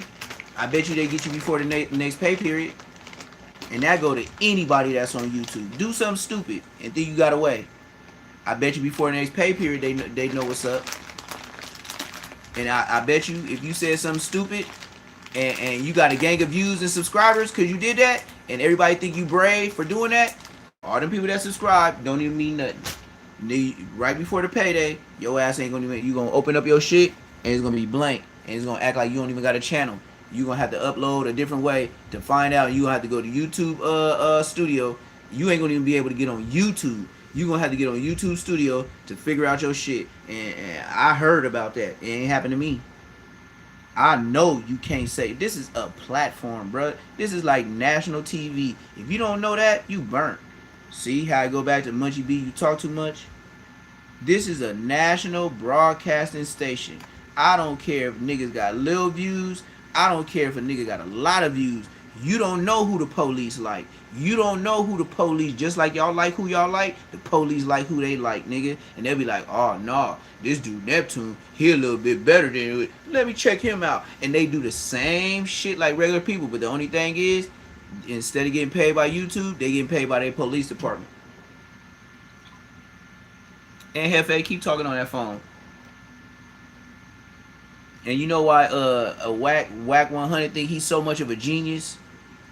Talking about, yeah, I'm just gonna leave his page because you know, we came up with, you know, as long as he keep talking, he gonna bury himself. No, nigga, you know we fought cases for real, and you know Aunt Hefe is very oblivious, and he hard-headed, and he think this is another dope case, and he playing with a body. Nigga, they ain't playing about no body, nigga. You stupid. And then you always involving yourself in gang shit, bruh. That's what the DA is trying to say you is. You dumb. You dumb. Nigga, the worst thing you can do is be fighting a body and admitting willingly over and over that you remember. Oh, you just those words alone will get you on gang allegations. You is 30 something dumb years old. So I know you only fought dope cases. And you think, and then you talking about, oh, and this what blew my socks off. No homo. This what blew my socks off. This Negro said, I'm gonna try to put in a motion with my lawyer so Trap Lord Ross can't come to my court date. Bitches, you dumb? Do you know this is a public courthouse? Do you know what you did to the community is public information? Anybody that want to waste a dumbass life and time can come in there just like people did on the cowboy days. You stupid. This nigga really, boy, if narration was a face and Hefe is it. Nigga, it could be a cowboy traveling in from a whole, he must be from New York City on some Pace Picani shit. That nigga coming there from New York and something in California going on like a courthouse. That nigga go his black ass up in there and sit down and take off your hat and listen to proceedings. And they might look at you. They ain't gonna tell you to leave. That's public. Nigga, your shit so public like a public park, nigga. Public restroom. A public beach. That's what your court date is. Anybody that want to waste their time and go, this nigga and Hefe is dumb. That's why I said, oh man, it's only so long. Like, it's only so many videos I could do about a dumb nigga. Like, I could talk about you in the live, but man, you burnt out, bro. Talking about niggas just learning words from niggas and shit. Talking about this nigga just learned motion or something and the penal codes, and shut your dumb ass up, nigga. You can't tell nobody. You tell your judge, oh yeah, don't let him in there. And then you know what your stupid ass gonna do? Try to put that dumb ass motion in, and then look, you gonna try to press your dumb ass lawyer, and he gonna go up there and talk to the judge, and the judge gonna be like, what's his name? And then they gonna be recess, and then they gonna go in the back and see he do documentaries from the East Coast to the West Coast, and they be like, oh, he just a regular news reporter. Nigga, he ain't no threat. He ain't bad mouthing you. He telling his proceedings. This nigga got a notepad and paper. Do you know how much respect a judge will say to an actual journalist that's coming up in there with pencil and paper? Nigga, who got pencil and papers on them? I don't care if you got it from the Dollar Tree. Nigga, who walks around with pencil and paper? Nigga, they gonna let that nigga in front doski. I don't care if he was black. They were like, you know how the judge will feel like he hasn't been or she hasn't gotten so old? You gonna bring them back to their days they started 50 some years ago, when niggas was using paper and pens and pencils. Man, this nigga dumb. This nigga is dumb. But what I can say about Trap Lord Ross, he dumb too. This nigga going in there talking about, yeah, I wrote on my notepad. Yeah, his lawyer was asking to see if he could get a laptop so he can review the footage. Bitch, you can't get no motherfucking laptop in no goddamn jail. You stupid as hell, nigga. Nigga talking about he put in a motion with his lawyer to ask the judge if he can get a laptop to review the footage that they say they got on him. Aw, man, yeah, let that nigga Trap Lord Ross keep going there. Let his dumb ass keep going there. He don't even know what the fuck he talking about. I wish a nigga would come into county jail with a laptop. You know what I mean? Man, Suge Knight didn't even have a laptop. Nigga, what the fuck you talking about? That's a for sure nigga that would have had a laptop. Nigga had enough money for a laptop. Matter of fact, when I was in there for doing that to that nigga from Insane, nigga, that nigga Suge was still in there too. Hell yeah. This shit crazy work. But it is what it is. These niggas be lying. And Hefe is not coming home. Munchie beef finna crack open the blood Rico. And it is what it is. That's all it is. I mean, It's so many different angles. After this, I can go to rap news, street politics, and then it's gonna have a Rico case about Draco when all this shit was going on because why he seen the views of Flacco. And yes, I bet you when Whack 100 seen the views that Flacco got, he told Blood, you know you're gonna have to chip me off. I gave you all that. Yeah, I got you one. Or you gonna put the red bandana? Yeah, no disrespect, but you know I gotta get my troll on. I got this fire information. All right, Blood, don't do too much. No, I ain't gonna disrespect the Bloods. You know what he said with Whack. You know what he said. Whack 100 and his crew already left. We was actually waiting on Draco to make sure he got in and out right, but shit, we waited on him an hour and something. You know, I had 100 tickets. I had 4 artists performing. I had Game, I had Blueface, Coyote, and True Car. So I told Nephew we was gonna wait up for him to make sure he got in and out of there right. But can't you tell Whack get dressed by his good old wife? You know how mama dress your son? Yeah. That's how my baby mama be trying to dress my sons. Always matching with the top and bottom. Should look like straight out the swap meet. Yes, he got a good girl on his team. She dressed him just like Crip Mac girl. Crip Mac and Lupe, Crip Mac and his new girl get him dressed every day. That's why they tell him to wear that blue bonnet. He got the blue bonnet with the blue rag on it. Yeah. So you could tell that Whack 100, he put on that Just for Men to get that gray off his chin, and then his wife R&B is the one that put on his little outfits together, looking just like my son when he was 5 years old, matching top and bottom and shorts. Ain't that cute? But after holding Blue and holding Game and the team all hour, they was with it. And like, bro, we don't think he gonna show up. Let's roll. I called his little brother and then was there early, about 5 o'clock. Yeah. And you know, they was good. By the time we got to the Springer and got to the freeway, we got the call. He was dead. Draco needed every one of those numbers to save his life because the plot to murder Draco was already in place by the time Draco got to the festival. Now, the reason why Draco was so late to the festival is because he had to make multiple stops before getting to the festival. So Draco and his security guard met up at his home in the hills.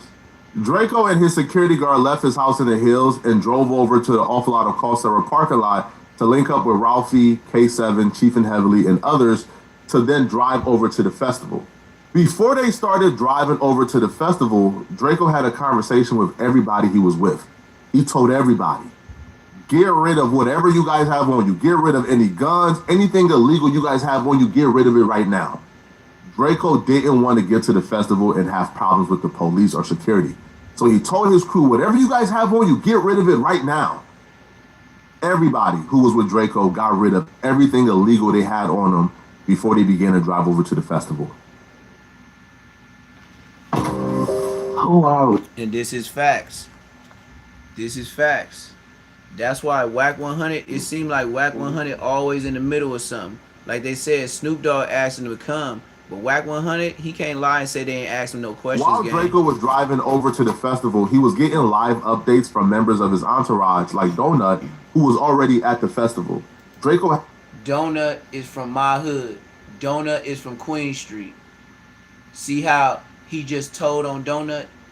Donut name is mentioned so quick, but Donut told Whack everything was good. Everything illegal they had on them before they began to drive over to the festival.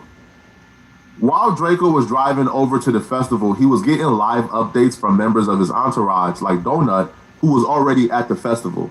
Draco had a hunch something was wrong, so he had people at the festival setting parameter and just like testing the temperature and looking at who was already there. Draco felt a little more at ease as they... In case y'all don't know who Donut is, that's the one that spit on Aaron the Plumber. While Ray J was at the top in that gay-ass Versace robe, looking over, while Aaron the Plumber was all in that dude's face with the big-ass stomach that looked like he got 12 cases of chili soups in a sandwich bag straight out the... in a laundry bag straight out the county jail. Yeah, that's Donut.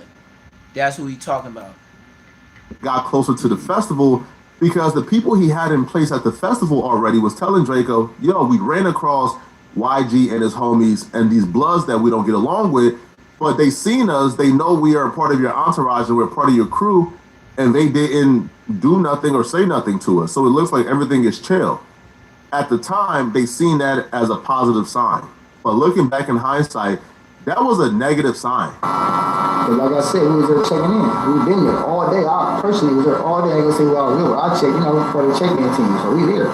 They said, "Damn, we go with the homies. Now let's stay here, man. Make sure it's cool for them. Make sure it's, feasible. Niggas got current, it's comfortable. We run into everybody. Who we think we gonna buck heads with? Ain't nothing happens. A couple of us. Nothing happens."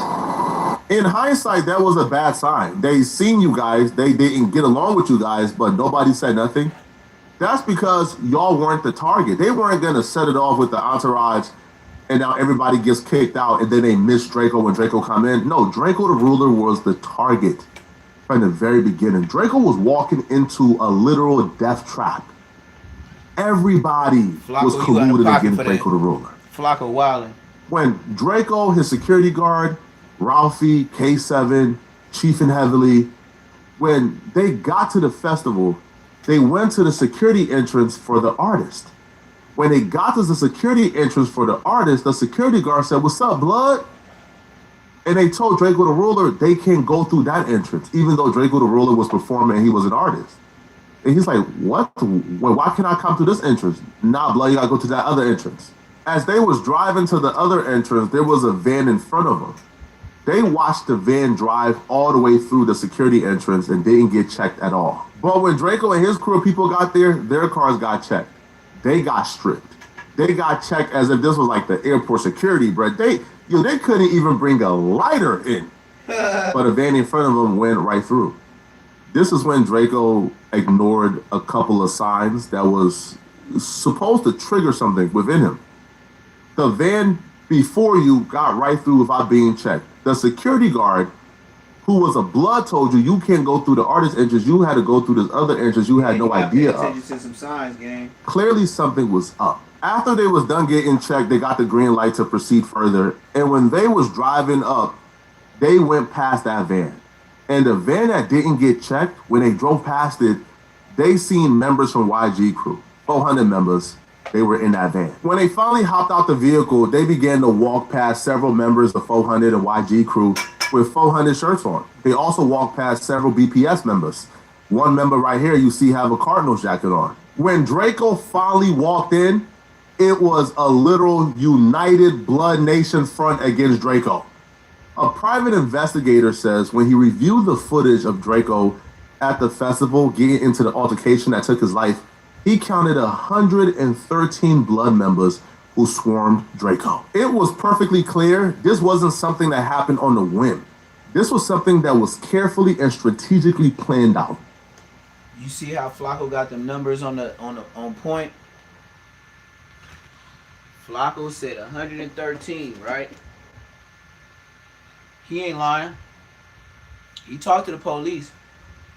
They told him. You know why? Because Draco's unaliving is public information.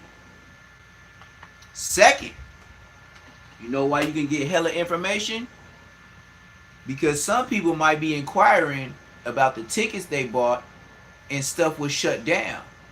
So some parents, some grown-ups have been calling these same police, asking the update of their favorite rappers. It becomes normal. They make a hotline. See why they got a hotline for Draco? So famous, so many people there, so many people waiting, so many calls.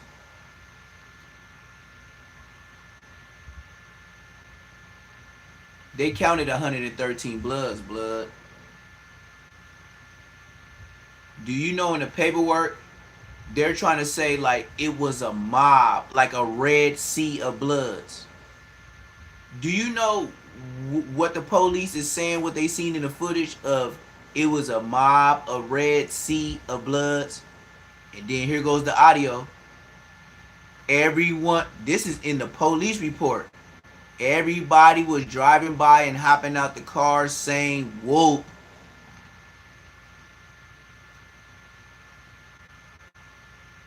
Now let's not forget, now that we just seen respectable rants involve, Active, or whatever his name is from NHP, with Scrap in the wheelchair. He just involved his name. Today, we already knew about K5, or not K5, oh boy, with the 5 times chain on. He close with YG, got pictures with him. You see how the police link it up? How many people got the 5X on their charm? Uh-oh, we got another Anjefe, a custom piece. You see how them custom pieces get you pieced up? That's like having a tattoo. It did look. Okay. You from a big gang. BPSs. That's number 1 fuck up. 2, you acknowledging you from a gang with all photos. That's your second fuck up. YG, you from a gang. You wearing the 5X chains. That's number 3 fuck up. Number 4 fuck up, mess up, is you wearing that 10 Summers from Mustard, who grew up in the jungles or around that way, certified you again. So now you messing with the Bloods. Mind you, the nigga Frankenstone got the 5X chain. Where he from? The jungles. Where did YG first start recording? Met her in the club. In the jungles. Mustard on the beat, ho. Yep. That's why YG is his Mustard on the beat. His little signature. Yep. You see it. You see how it all line up? And then, look. Let me let you in on a little secret. Some of the police, they be black and Hispanic. And they listen to y'all music too, while you was telling. Got him, coach. Not just the footage, not just the Instagram, but they listen to your music. And then they go turn it into their sergeant.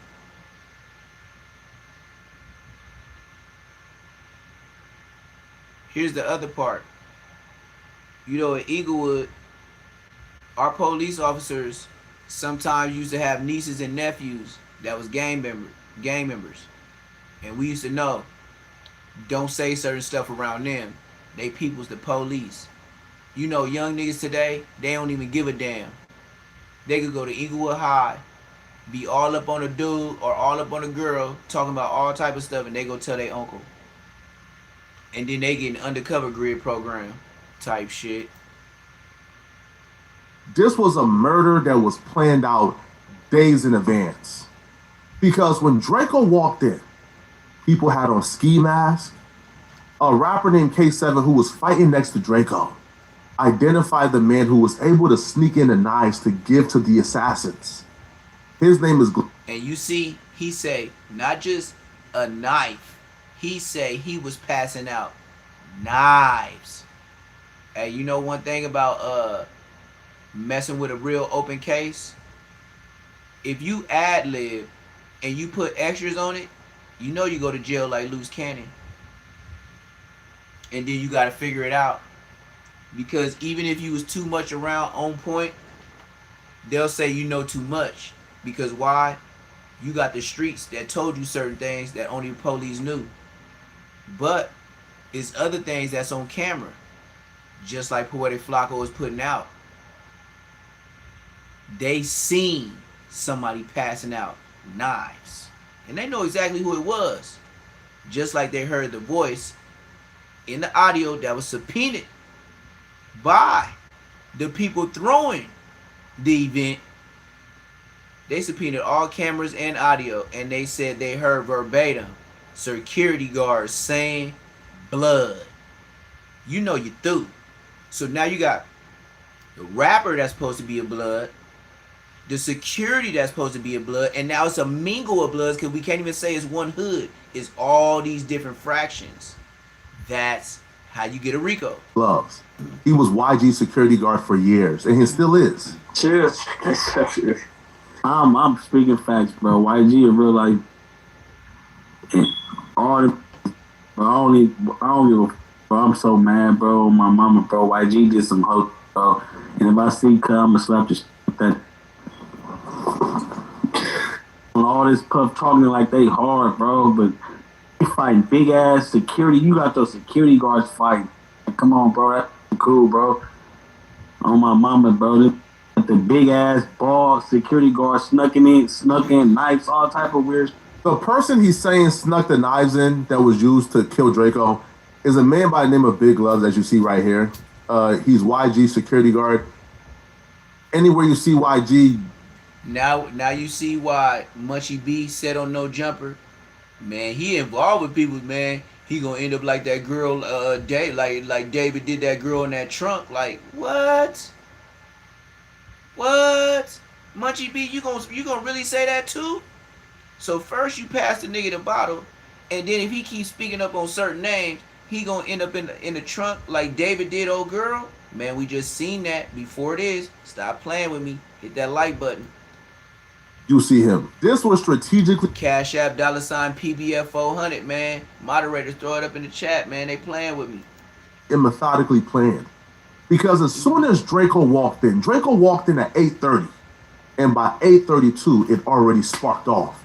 They were already in place. Already had their knives. Waiting for Draco to walk in so they could murder Draco. We got there at 8:30. It was cracking at 8:32, like type shit. Like, wow. Yeah, that's the type of shit. Yeah. I think your mom said it was around 40 to 60 men in masks. No, it was like 100 something. Really? Yeah, but you know what I'm saying? What do you say to people saying it was a setup? Because they were saying he shouldn't have been on the same bill as some of those other people at all. I mean, shit. It's pretty self-explanatory. I mean, you know. And like, I wouldn't say, you know what I'm saying? That if you know, you know. Like, you know what I'm saying? We pulled up at 8:30, 8:32. It was cracking like this. Shit like that. So I'm guessing you saw it happen. Yeah, I mean, I think everything happened in motion. Like, you know what I'm saying? Right then and there. It wasn't no 70 people packing out Draco. Like, you know what I'm saying? It just happened right there. Yeah. I feel like it just happened like all in one motion. Like, you know what I'm saying? Nobody ever got to Draco, like, to just get Draco. Like, you know what I'm saying? Yeah. It was all in one motion. Yeah. When you're backed up and need relief, that's I don't like those podcasters where girls just be like, yeah, like say something, ask a question, like you just pretty for nothing, like real talk, you just on there just to be smiling, looking pretty. Like, come on, man, that's just like marrying a broad just because she pretty, can't cook nothing, man. You burnt out. Of them getting swarmed from 100 Bloods, from Pyrus to Inglewood families to BPS, that's on YouTube. Now, if you look at the still shot from this video, you see Draco is behind his security. Draco is still swinging, but he's behind his security. Now, a lot of people mistakenly believe this is the footage of Draco getting stabbed. It's not. When they walked in, they walked past BPS members, Inglewood family members, a lot of Bloods, they weren't phased. They began to walk, trying to get to their place, trying to get on stage, trying to perform. Draco homie Chiefin Heavily, who has a store in LA, he falls behind. And as he falls behind the group, they try to rob him for his chain. Some Blood members try to rob him for his chain. When they try to rob him, he was able to escape. And he runs over to Draco, Ralphie, and the crew and says, yo, they just try to rob me. Some Bloods try to rob me. Draco says, what?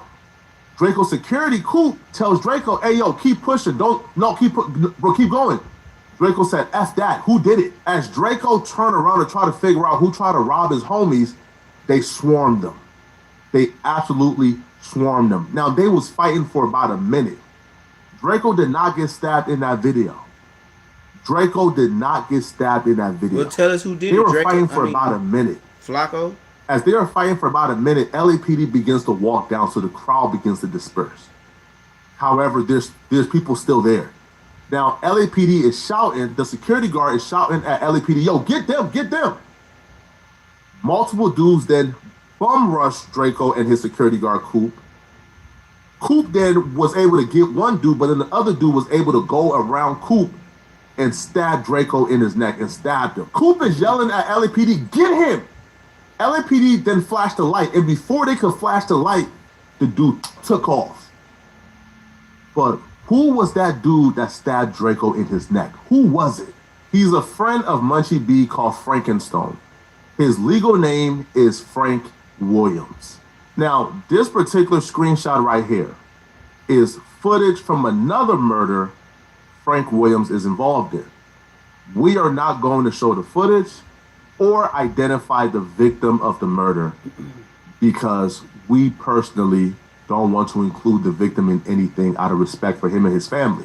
That footage that I'm not going to show nor identify who the victim was. All right, nigga. That footage you don't want to show it is Frankenstone, aka Frank Williams. I'm gonna show the real thing right now, man. Another victim in the neck. We've been on here long enough. Altercation at an after party. We've been on here long enough. He murdered this victim. Watch this. We finna get straight to it.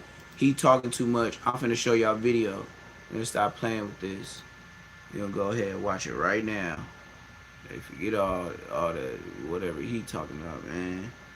This nigga Babylonian, straight up, straight Babylonian from Babylon. And this ain't it. So what is this? The death of Draco the ruler? No, that ain't it. This ain't it. So bingo. Here we go.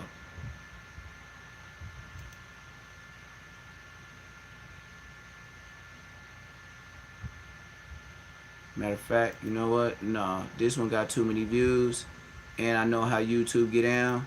These niggas that got all these views, and they do the extras. Nah, they ain't finna zap. I've been on here too long, so I'll go to somebody else where I know it's safe. Nigga, on my mama, I ain't playing with this person. Like, oh God, I ain't playing with that person. Once you get them millions of views, you better know about YouTube, boy. Listen, they gonna serve you. Here we go. This is even better though, cause it got less views, and when they got less views, they tell you more. He died legend, bro. There ain't too many motherfuckers in the world got a song with Drake. You know? Yeah. Like he bro, like, you know. Then I had Crip niggas hit me up like, man, Draco a real nigga, bro. Like, you know. So people speak highly for dude, like. South Central California. To people on the outside, it's a name they recognize from movies, news reports, and rap songs. But for those people who grew up there, South Central isn't an image, it's a condition. This is a place where life starts fast, where kids learn early that safety isn't guaranteed, where entire neighborhoods are shaped by history, poverty, policing, and gang politics that existed long before they were born. By the early 1990s, South Central was already hardened. Bloods and Crips weren't just gangs, they were geography. Invisible borders drawn street by street, block by block, enforced by reputation and violence. You didn't need to join anything to be affected. You just needed to live there. Yeah, Draco was a nerd. A drive-by shooting with a strange twist has left one man dead and 3 others wounded in South Central Los Angeles. At least 10 rounds were fired at the group from a stretch limousine. It happened just before midnight in the 200 block of West 47th Place. The man killed was 19 years old. Those wounded range in age from 15 to 28 years. Oh, Police say all the survivors are gang members. The suspects have been arrested in this case. That's regular. This is the world Daryl Caldwell was born into on December 1st, 1993. Long before the name, he was just a kid growing up in the hundreds, an area shaped by deep Crip presence and a long-standing tension with nearby Inglewood. I'm going. Nigga, that's motherfucking Drake, nigga, CEO. Always recording. Hey, I'm recording for a video. He said always recording. And I got that one guy that used to have ass for sure. Got that shit no more. Drake's hair, dude. Look at Draco hair, bro. You put the bed up in your room. Oh God, he look burnt. Drake has been answering the fuck like he won't give me a hug. I'd rather get on the computer than fucking play my video game. But that's all I can do, so I'm doing that shit. Fuck was that? Nigga, that was not a punt.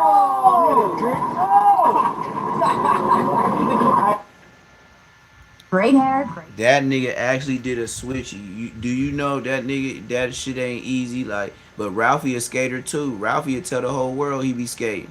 Draco just did a switchy and then started laughing like it wasn't nothing with that fucked up fro. Inside the house, life looked different. That's Music his dad was always right there. around. His That's father Draco played dad. drums, made songs, That's his made pops. beats. Daryl and his brother Ralphie the Plug listened and played with the instruments. Rhythm came before the rules. Around the age of 10, Daryl asked his father a simple question: how do you make money? His father didn't lecture him, he showed him. They bought boxes of candy, set up outside gas stations, and sold piece by piece. Girls about 11. Devontae was about like 9. You know, they used to always say, Dad, we want to make some money. How can we make some money? Or you guys can go to the grocery store and get a box of candy. And you can buy a box of candy and you can sell the candy and you guys can double your money. It's like, well, what you mean? And I was showing them, man, this is how you double money. This is how you make money. This is how you can be your what a own good person, dad. entrepreneur. So you showed them what? I showed them that game, that same candy game right there. I showed them that game right there. That's where it started. All that merch he's selling in there is the same as this young man right here selling that candy. Look. So he already got the game down packed right now. And so when they first got their first batch of making money, He didn't get that young nigga no there was dollars. no turning back. Draco Dag. When the first batch of money came back, something clicked. Daryl treated it like a job. He showed up every day, counted his money, learned early the effort turned into results. The structure didn't last. Arguments at home turned bitter, his parents separated. And for a stretch, Daryl and his brother grew up without a father around. School became less important. Teachers called about truancy. The boys were riding around buses and trains during school hours, learning to... Yep, that's how I know Ralphie and Draco. When I met him, them niggas over there, Hawthorne ass niggas over there with my auntie over there with the East Coast ass niggas. But it was like way past Prairie, so I used to be like, yeah, y'all over here by the Hawthorne Thug family, but I never really bumped with them because, nigga, when we was like Draco age, nigga, we was already like gang. You niggas was still like a clique. Like we heard of y'all at like Hawthorne, what's that shit, Luzinger. You was like Luzinger gang members and shit. Like we knew y'all try to be something later, but you know, we knew it was some Bloods over there that way, but we just heard of Hawthorne Thug family. So Draco with being younger than me, like Munchie age and stuff like that. Like I said, my mama know his mama. They go to church every Sunday. This nigga skateboarding. He was just a regular ass nigga. I would have never thought like he'd be a rapper. Like even when I seen him in the county jail, like after all them years when he was still fighting the case off of Munchie B and all his homies. Nigga, that nigga was going to Compton Court when COVID was still going on. Nigga, I hollered at that nigga and I end up going home later in that day. Nigga, Compton Court let me go straight from the court in a black paper suit. That nigga was still trying to fight his case. Next thing you know, I think when I picked up that Draco was home, that nigga was talking shit one time about all the Inglewood niggas. And then I commented in there like, man, woo. He didn't say my name or nothing. He was like, but not all y'all, but you niggas know who I'm talking to. He didn't say my name or nothing, not no shout out. And then a little bit later, I seen when he got pulled over with his son in the back of that Uber. And I actually caught it live. And I was like, damn, this nigga just got in the whip. But he was big talking shit. And that was all the way until once upon a time. Like Draco, he really got videos. Like he really got Instagram lives that, man, it's so much. I tried to play it one time and they gave me that yellow thing. Like to where, you know, you barely get paid for your live. But Draco got so many Instagram lives where he be cussing, but he always playing his music. And when you play copyrighted music, like, you know, even though Draco gone, he's still gonna get paid for it. So that's why they put that yellow on your shit. So yeah, it's like, it's crazy work, but I never would have thought Draco would have been who he is right now, but it is what it is.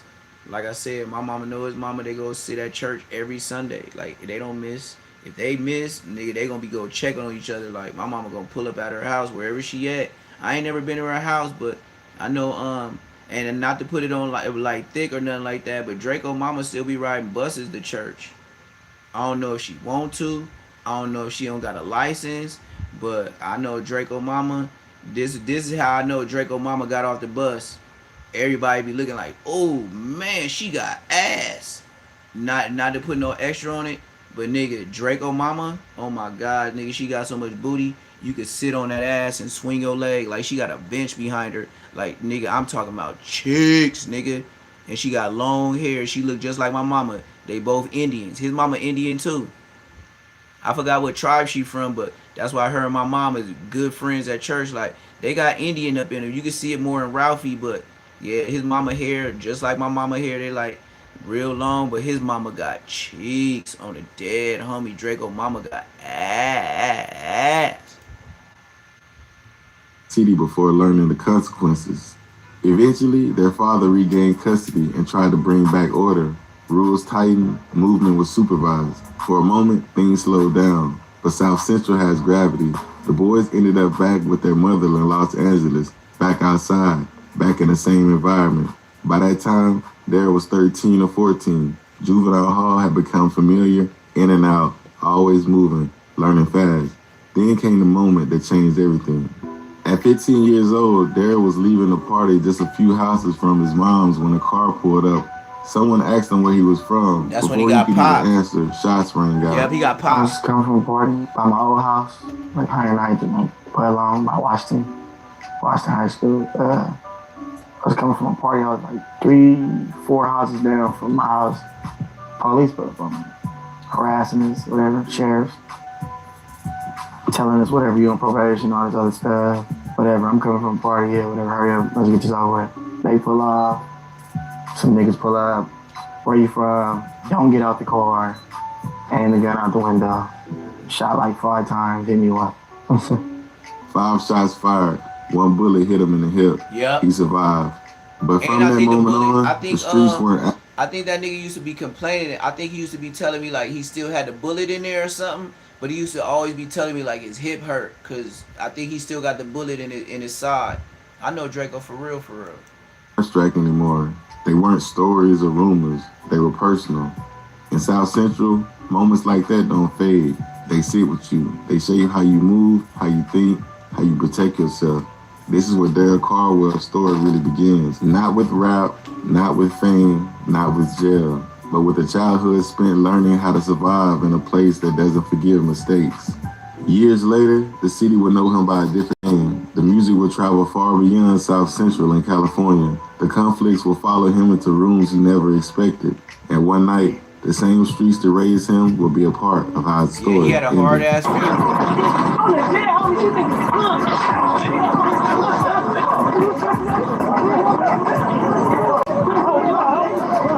You're not tuned in to When the Mic Fades. I'm Nietzsche. This is my 4th episode, Enemies in Inglewood. If you're new here, welcome. If you've been Waiting to hear from official. Shut your ass up. I started running my home garage because the I knew worker that was industry gonna happen. wasn't working for my. I knew once I skipped, man, nigga had a long ass intro. They doing that Anne Hefe Munchie B ass skirt. Man, just get to the point, say your shit, man. My songs ain't even long in mine. Crazy, The man. victim's identity, but as you mentioned, the LA Times reporting that 28-year-old Draco, the ruler, was the victim of that fatal stabbing. That's when investigators say that some sort of altercation took place. Witnesses saying that Remember I told you I was gonna give you the scenes of whatever happened with Flacco? That's why we left.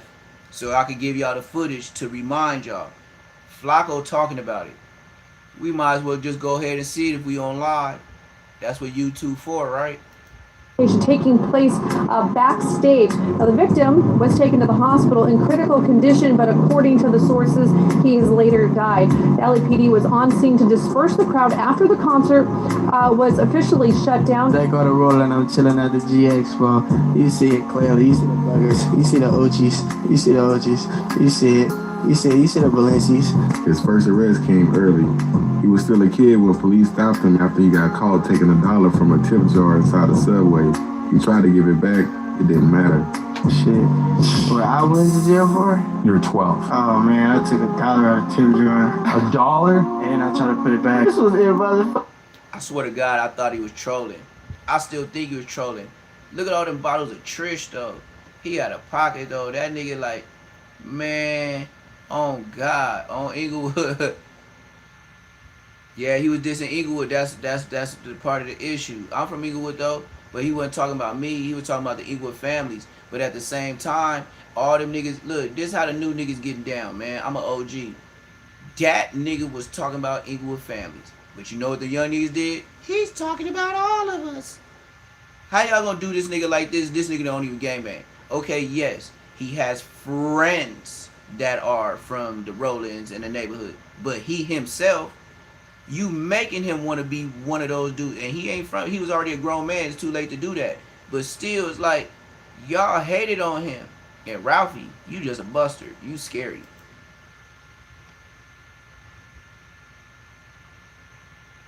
fucking Pasadena. Don't go to Pasadena. For $1. Bitch, I'm 12 years old. I ain't gonna give a nigga no warning or nothing. We gonna tell your parents to come get me. That took me straight to motherfucking Central. That moment changed how we saw the system. Not because of the dollar, but because of once you're marked early, everything after that comes with weight. As a teenager, the arrest continued. Juvenile hall became familiar, back and forth, in and out. There were arrests tied to Xanax pills, probation violations, burglaries, running in houses, stealing valuables, chasing money the way streets around him taught him. Some of it was survival, some of it was impulse. All of it was the environment. At home, Daryl was raised mostly by his mother, a preschool teacher, someone who lived by structure, patience, and routine. Right there on the but outside, South Central followed a different code. Around 2014, and recorded music casually, not chasing a career, not chasing fame, just rapping. Sometimes for fun, sometimes for attention, sometimes just to say what he couldn't say out loud. What stood out wasn't aggression, it was control. And I was this battle rapper nobody really know about because it was his name was like Jungle Cocky or something. He kind of made me start rapping. I was like, oh, you can say like crazy stuff and still be calm with it and don't be yelling. Crazy baby. Oh, yeah, he was saying some crazy. Yeah, because you have a very your flow is very relaxing. It's like it's very easy to digest. Yeah, you know what I'm saying? It's like so many people be yelling in the studio and all this, and I'm like, I'm the type of person like even in real life I'm not gonna be yelling, going back and forth just to get my point across. So I was like, I'll just rap like that, like. And I want people to be like, dang, how did he just say something so crazy and just say it so calm, like, or like, I don't know. His influence came from battle rap, especially around. You could tell he was so puffy. That nigga was bursting out of that shirt. That's that prison body. That nigga was a fluffy, all them goddamn soups and wet burritos and macros and all that bullshit chips. Named Cocky, who showed him that calm delivery could feel more dangerous than shouting. Around the music, a circle formed. Before it was rap, it was a movement. A crew called Too Greedy started as a dance group during the New Boy era when Los Angeles crews battled through choreography before music took over. As the dancing faded, the sound remained. That's some two-way pagers. Too Greedy became the Stink Team. Stink Team wasn't a game, but it was structured like one. Different people from the neighborhood, different backgrounds, different affiliations, not by force, but by presence. He named himself after Draco, an absolute ruler, a god who governed without question. It was intention. Stink Team moved together, and the name started to be known. Ralphie the Plug, Catchy the Great, Say So the Mac, Bambino, Kells, AB, Solo. Some members came from Rolling 40's Crip, some from Rolling 100. You see all them names that he just said, all them niggas effed off in fighting cases. Rest in peace. All type of stuff. I ain't even heard nothing from old boy from Swans. I forgot his name. He ain't been rapping so long. Ever since he fell off with Draco and he went against his hood to go with Draco because the Swans is linked up with the families and Draco was beefing with the families. So niggas are like, how you gonna be from family Swans and then your hood on the west side is Inglewood families and that's who Draco beefing with? And then all of a sudden, when Draco died, that nigga career died, you ain't heard nothing from what's that nigga name? Black ass nigga. He was Crip. Others were neutral. Draco himself wasn't a Crip, but his neighborhood sat inside a Crip territory. And in South Central, proximity alone ties you to politics, whether you claim it or not. The Stink Team wasn't small, it was a neighborhood movement. In the streets, they built a reputation. They were artists, they were hustlers, they were money chasers. Thank you, man. Matter of fact, at this time, when Draco the Ruler was living in Hawthorne with his mama and his brother, that's when he ran into that nigga 03 Greedo. 03 Greedo is from Hawthorne. That nigga is not from Watts, but he say he from Great. Fell asleep at the wheel. Yeah, that way we up in traffic. Yeah, that nigga is not from Watts. That nigga is from Hawthorne. But hey, he rapped Watts, right? Big Great. Oh yeah, big good.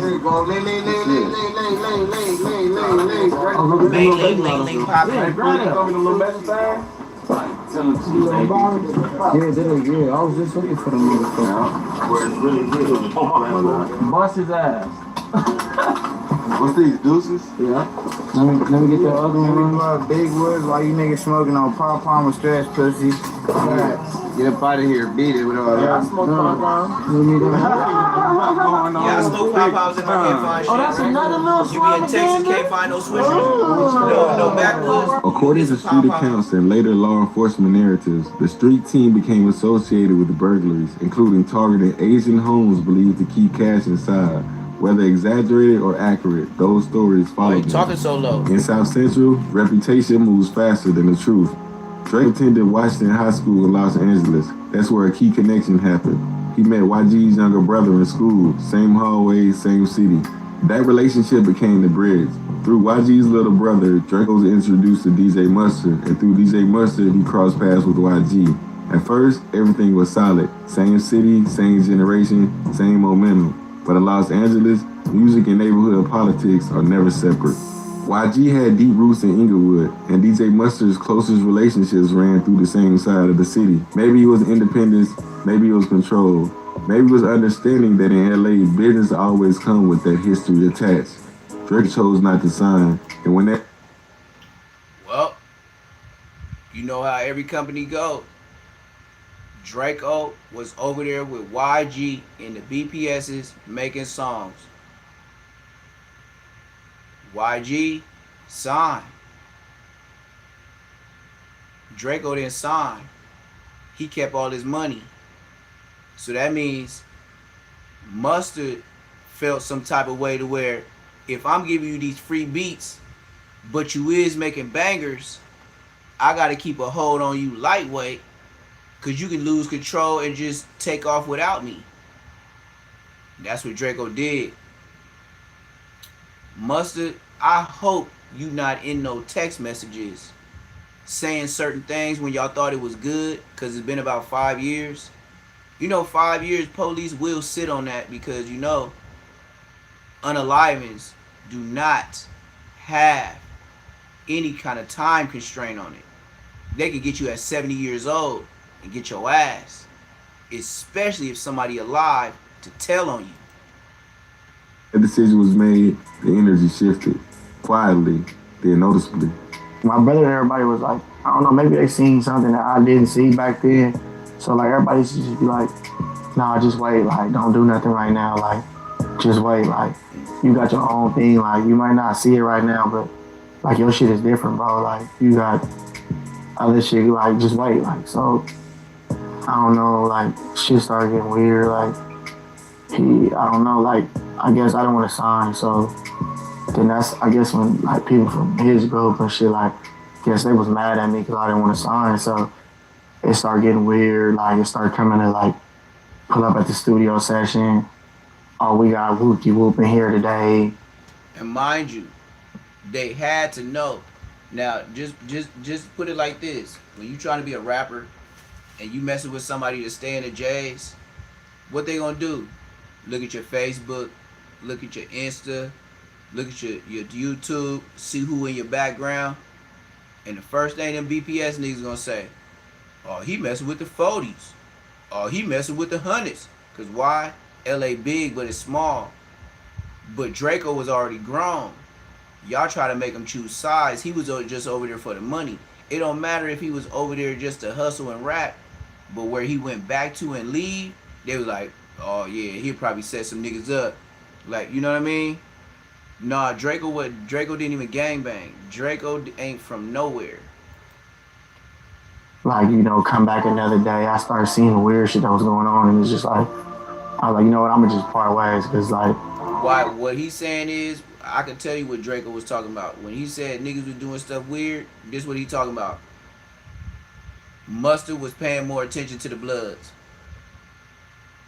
Based on they found out he hangs out with Crips.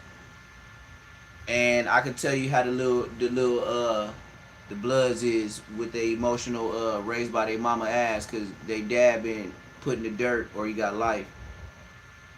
And they still living on that nigga name. When niggas didn't know what else to do, and niggas get bored, niggas start thinking about clicking up and going to other niggas' hoods. And then once you start going to other niggas' hoods, once you click up, or they see that you with them in several pictures, you already chose a side. I know who started the beef. It had to be my young homeboys. Why? Because the first thing they gonna say is, oh, this nigga coming to the J's. Man, that nigga be hanging out with Crips. What if they Crips? Like press them niggas to see if they really from that. That's what they was doing. They was treating them like tunas in the LA County Jail, trying to mark them out in any way they can. Why? Because you're a non-affiliate, so they can tell you what they want to, and then they can press you. You know what I mean? And now they can press you to be like, well, look, man, if you want to keep coming over here, you want to be safe, you and your brother and your homies from this stick team stuff, shit, it's about 3 or 4 of y'all, man. One of y'all got to be some Crips, right? And then let's do this. You know the gang members outside of the studio don't give a damn about no goddamn rapper, nigga. This the hood, nigga. So let's just put that in perspective. Y'all seen Training Day. You see how many niggas be in the BPSs? That's what we talking about right now. The BPSs in Training Day. 1,000 niggas. You think even if he came with 10, he would be safe the way they pressing him? Now you see why he said, he used the words, shit was getting tricky. Yeah. But like I said, the cripping and blooding, it's over with. I will tell you right now, my son will be 12 at the end of this year. That's a little ways away, but it's still gonna get here. I will promise you. And I'll probably chisel it in the back of my headstone. Gangbanging would never end. I told you bitches. And I bet you when my son become old and a grandpa himself, he'll be looking at the back and he'll be like, God damn, niggas still cripping and blooding. Nigga is 2057. And then by that time, you think niggas got switches now? Nah, you know what them niggas gonna have in 2057? Ghost zappers. Yup. Believe me, you talk about ghost gun, they gonna be laughing at us when we call it ghost gun. They gonna have something to where, I bet you, it's gonna be something like an E.T. character. Niggas gonna have them as pets. Straight aliens. Having them do stuff just like E.T. The movies didn't come out for nothing, man. It's gonna happen one day. Niggas gonna have pet aliens. Niggas gonna have zappers. They gonna be able to be invisible in front of cameras. Like, don't think this camera stuff is gonna stop crimes. Niggas gonna find a way to where they buy a Nike Tech and be invisible to a camera.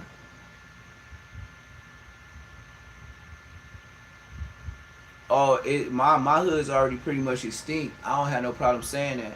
The little homies that's over there right now, they just wearing colors. They just going to functions, and they living off old tradition. I can tell you, my hood in LA, it's over with. In New Jersey, oh nigga, they got the whole New Jersey.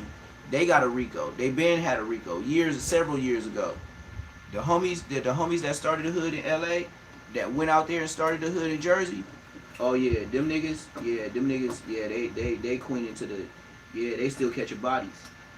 Oh God, to this day, they still catching bodies. Not in LA. In LA, man, that shit in my hood, that shit been sweet. Sweet as candy canes. Nigga sweet as the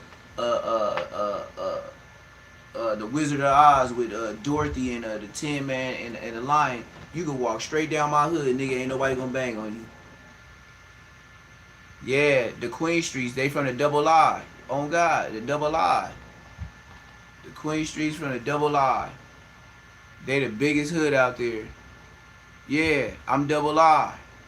On my mama, that's what I said. Like, and it's not that I'm Double I, but what makes me Double I is I remember when the homies told me when they went out there to go start the hood. And then they used to come back with corn videos like Lena the Plug, and it used to be Naughty by Nature niggas up in there. It used to be Tretch and the little short light-skinned nigga. And them niggas used to have females on top of the pool tables, and they used to put pool balls where and then they would pop it out with they uchi wallies, and then I would see them bust open Heineken bottles and stick it in her uchi wally, and then somehow the little freak bitch would fizz it up, and now the beer start fizzing from her uchi wally, and yeah, I know Donut. I know him. Not just saying I know him. Like, I know his mama and daddy. I know when I was a kid, I knew the buzz number to get in his gate. That's how much I know Donut. Like, I'm past knowing Donut, nigga. I used to have to put his code in because he used to be drunk on Regent with the red chucks, the red khaki suit, and just be drunk and couldn't even get in his gate, nigga. Like, on God, I say this nigga life. And if he ever said different, nigga, I would feel bad for the days I picked this bitch nigga up. Cause I picked him up hella days. This is not no one-time thing. That nigga was an alcoholic. That nigga used to be parked in front of his own building, nigga, with a 40 in his leg, cradle. Nigga, you could lift him up, move him around. If he feel that bottle move in between his leg, that's how I knew what an alcoholic was. Donut. That nigga. Donut is the worst. Donut take alcohol to a whole nother level, gang. That nigga had the 40 and then look. This nigga be so drunk, right? This nigga mama used to tell us, y'all need to stop drinking in front of my building, and we were leaving all them 40 bottles because it was the glass bottles. And we used to tell her, Miss Ware, excuse me, Miss Ware, that wasn't us. Like, you could call it snitching or whatever you want to call it, but me and the homies, you be like, blood, we don't be drinking no 40 ounces. Like, blood, that's your son and the OG homies, nigga. We buy pints of Hennessy. We buy half a pint. I remember, nigga, going to school, I said in 9th grade, me and the homie Do Dirty, rest in peace. Nigga, I used to go to Big G's over there off of Cedar and Manchester and go get a half pint of Hennessy for $5.75 or $5.60. That's when I started drinking. On the dead homies. I had 2 pagers. Mom and dad didn't find out until mom started being a private investigator. I had 2 pagers. I had a red one and I had a gray one. I had a see-through red one and a gray one. Don't ask me which one what was doing, but I was using both of them, and I was going to Cedar and Manchester, where the homies used to get popped at when we first started beefing with the Inglewood Thresays. Homies got shot in the ass. Nigga got shot in the back over there, and then me and the homies used to start waiting for niggas over there. And then we used to have OG Inglewood Threesay niggas not going over there on their bicycles no more, playing that loud ass Paisa music. That's how much I know I was over there, nigga. We be fake on the phone, nigga, and then we was kid face, nigga. That's the best thing about it. Do Dirty used to be like, damn, blood, y'all got the kid face. Like, y'all could really get up on a car and just really get up on a nigga and get him up out of here. Like, you know what I mean? When you got that high ass voice, and you just get up on a nigga and be like, hey, man, you got some trees for sale? Oh, what's up, little nigga? What you trying to get? Boom! Blood out of here. You said, do I know who? Hold on. No, I don't know no Massacre. I don't know no. I know Donut from my area, from West Coast, the one that be with Whack 100. You might know another Donut out there, but I know the one that be with bodyguarding for Whack 100. I don't know no other niggas. I don't claim them, nigga. Nigga, I like I said, nigga, any nigga from my hood, I be on here all the time, nigga. Any nigga on here, get on here from my hood and tell me what I'm supposed to be doing, I bet you I disrespect your career, nigga, and I bet you don't got no get back from me. That's why I know I'm dangerous, nigga. Nigga, I ain't got no beat up stories. Nigga, I ain't got no get smashed out stories. I ain't got it in jail. I ain't got it on the street. I swear to God, nigga, if I go to jail, nigga, every time I went there, I knew the mode. I don't like being there. That's why I don't eat food for a long time, because I know I gotta act stupid what my mom and dad would not approve of. But everything they don't approve of, if I think, what will my mom and dad do? And I do the opposite, blood, they gonna think I'm a gorilla. That's why I was like, oh man, this gangbanging shit stupid. Like, there's no other way to look at it. Like, bro, if my dad be like, Man, just let that nigga slide, man. He just got you for $5. That ain't nothing. And then in my head, I be like, nah, it's the principle. You see how I gotta go? See how I gotta go opposite of what I learned, and that's how you become a champion. Man, once I got out of jail, I was like, man, I clocked out, nigga. Boom, nigga, you niggas snitching on each other in there. Nigga, I don't know the difference between GP or SNY, because niggas be knowing niggas telling. But Blood been in there 35 years, and Blood been telling all his life. And nigga, since he just the OG, triple OG, quadruple OG, niggas don't do nothing to Blood because he been in there 30 years. I'll be like, oh man, so you know Blood be ratting? Don't keep saying that, homie. Niggas gonna try to pack you up. Oh, so if a nigga a rat, we can't even. Oh, Blood, you come on, Blood, you gonna get us in trouble? Oh, Blood, yeah, I'm bold. I ain't coming back to jail no more. Nigga be scared just cause you mumble the nigga name. If somebody heard it, they gonna tell him cause he the non-cut UBN BL nigga. Nigga still telling. Because like just to fuck with me genuinely, man. I'm not gonna fuck with you. Like it shouldn't have to be like, oh, if you don't want to sign, then alright, fuck you type shit. Like that shit, I don't know. So I started doing my own shit after that. Like, I started that mentality of, no, man, I'm doing it this way. I'm doing it my way. Hey, everybody can get mad. He was always like that since 5. No, he wasn't finna. Especially he's making that money. They getting that money out the streets. Him and Ralphie getting that money out the streets like it's nothing. So what they trying to offer him, he get that out the streets. Right. And I mean, Think team now. Okay. Still, the music didn't slow down. In 2015, Mr. Get Dough, it didn't need radio, it didn't need marketing. The song moved through LA streets naturally. Cars, house parties, block speakers, it sounded confident, unbothered. See all them people in the background of all these videos, that's what made Munchie mad. Him and his homies, Frosty, Chike, all them, like, come on, man. All them niggas, they was, oh, he from Whoopty Whoop. Oh, they all jumping in the background. And like, they was doing that back and forth on each other's video, but Draco just didn't bang, but he was the face. Draco was just the face. I was like my little first single, I guess. I was monster. Yeah, you're right in the chat. Catch it, fifth grade. And the second version, origin choice. I guess that just was like blew me up. I made that shit. Hit that like button, y'all. Hit that like button, man. That whole song was about me. I guess niggas just was relating to him, so you're like, fuck it, shit, I get dope too.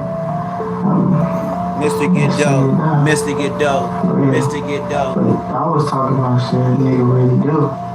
I don't know what these other niggas be talking about. These niggas be lying and shit. He said these niggas be lying and shit.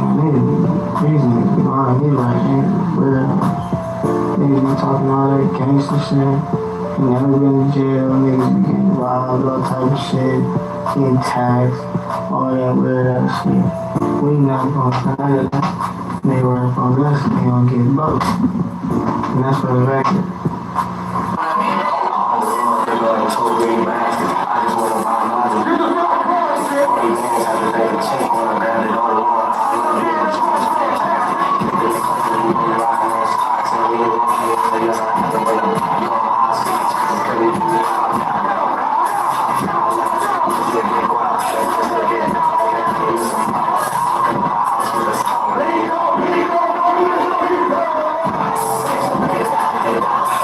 I swear to God, man, even if it's stock in a Benz, even if it's stock in a BMW, this song used to beat.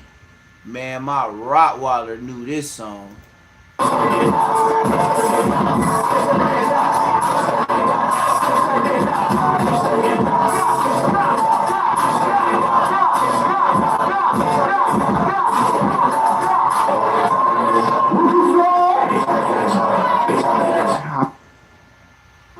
Wake up refreshed. It did. Look, at this time, Draco, Chike, Rucci, Frosty, Munchie was all trying to sound like each other. I think they was all trying to sound like Draco. I don't know too much about the Mustard guy. I listen to some of his stuff. He does some Yeah, really they hated good on Praise too, work, the same way. You right. His beats are West Coast type of really good stuff. But Daryl could have got that stuff from me. By the time DJ Mustard jumped on the remix, the record was already alive. Millions of views followed, national attention. Later that year, I Am Mr. Mosley, a project that locked his sound in and his identity. Okay, I Mr. Mosley, mom, just start for me, I guess. Get my name out there. Cause I was rapping before that, but I wasn't really taking it serious though until Mr. Get Dough and all that. Started fucking with my stuff, I guess. I made the first tape. Seen how much music fuck with me. Now I'm about to make number 2, but this gonna be way better than the first one though. And it's a little more songs, I guess. By late 2016, fans were listening, rivals were listening, and law enforcement were listening too. The city was watching now, and the next chapter would turn reputation into a case file. Left one person dead, 2 others wounded. Let's go to NBC4's Marin Austin live at the scene with new information. Marin, good morning. Michelle, good morning. Of the 3 young men who were shot last night, we've learned that 24-year-old Davion Gregory has died at the hospital. Gregory was one of about 80 people who came to this warehouse. By the end of 2016, Draco's name carried weight in Los Angeles. The music was moving, the city knew him, and the circle around him was tight. But Los Angeles doesn't let momentum sit untouched for too long. On December 10th, 2016, a pay-to-enter pajama party was happening in Carson, California. Just another Saturday night. Music, people moving in and out, nothing felt historic at the moment. Earlier that evening, the party location circled online. Instagram posts, stories, a location spreading fast. According to later accounts, people gathered at Draco's house before heading out. From there, the decision was made to go. They left in a 5-car convoy, the drive taking about 15 minutes. Draco leading the group in his black Mercedes-Benz GLE coupe. Others followed behind. Along the way, another affiliate joined, AB, also known as Arlington Blue, real name Jaden Boyd, who was about 17 years old at the time. When they arrived, the group parked and stayed outside in their vehicles. Also at the party was Davion Red Bull Gregory, a respected member of the Inglewood family Bloods. That night, Red Bull was walking toward the party when he crossed paths with people he had existing tension with. There was already history. Online friction had existed prior to the night. It was alleged that Kels and Red Bull had been beefing online. At the time of the shooting, Red Bull was not alone. He was with 2 NFL players, neither of whom had gang ties. One of them was Travis Henry Broom, who had spent time in the NFL with the Arizona Cardinals. According to accounts, they had randomly crossed paths with Red Bull that night. Nothing escalated immediately. People stood around the parking lot, cars idled, music played. Then around 11:30 p.m., everything changed. Gunfire erupted. Investigators later recovered 38 caliber and 40 caliber shell casings at the scene. Red Bull was shot multiple times. 3 people were injured. Red Bull later died at the hospital. Man, bro, it was really a case, as far as I'm concerned, wrong place, wrong time, man, basically. But for what I heard, man, he was just, he was up there chilling, standing in line. And now, this dude, Baby Dot, right? In the video we just showed before, he was the one with the dude Frankenstein, with YG and the other dude from NHP that I told y'all was in that turquoise hoodie. He also in the beginning of Munchie B videos where he talking about, I'm Baby Dot, yeah, I'm Munchie B, yeah, I'm Red Bull. This is him. This is a face that will most definitely be in the Rico Munchie B case that's coming up. It's coming. It's the police. They come to talk to you first to see if you want to cooperate. If you don't, that's pretty much saying, do you want to say something first before we already actually get to doing what we already know for sure? Tell us something. Or act like you don't want to, act like you is when you is on No Jumper. Act hard like that when you on No Jumper. Because everybody act like that until they get in the room. And then they start getting hungry. They start getting thirsty. And then they start, bodies start changing because you can't hit that alcohol like you be hitting on live every day. Yeah, you going to hit on something. And the first thing you going to do is, I'm blind. And they going to hurry up and take you to the county jail. Your processing is faster than regular niggas. Because you disabled. You didn't think we knew that because we from the street, huh? Disabled niggas go straight to the top. Facts. some shit jumped off, and he happened to be one of the people who able to take the downfall for him, man. Him and 2 other people, I believe, was shot. He had the heart of a lion. He was this tall, but he had the heart of a lion. He was a tough dude, so he was more so the aggressor in any situation I ever seen him in. His death, man, took an effect on the hood, man. Like as far as like, cause Red Bull been around for a long time, man, and he had a lot of luck. Witnesses described seeing a tall, light-skinned male with braids in the parking lot shortly before the gunfire. Investigators later attributed those descriptions to Solo, an affiliate with the Stink Team Circle. Law enforcement alleged that Kells fired a 40 caliber handgun while AB fired a 38 caliber handgun out of the moving vehicle.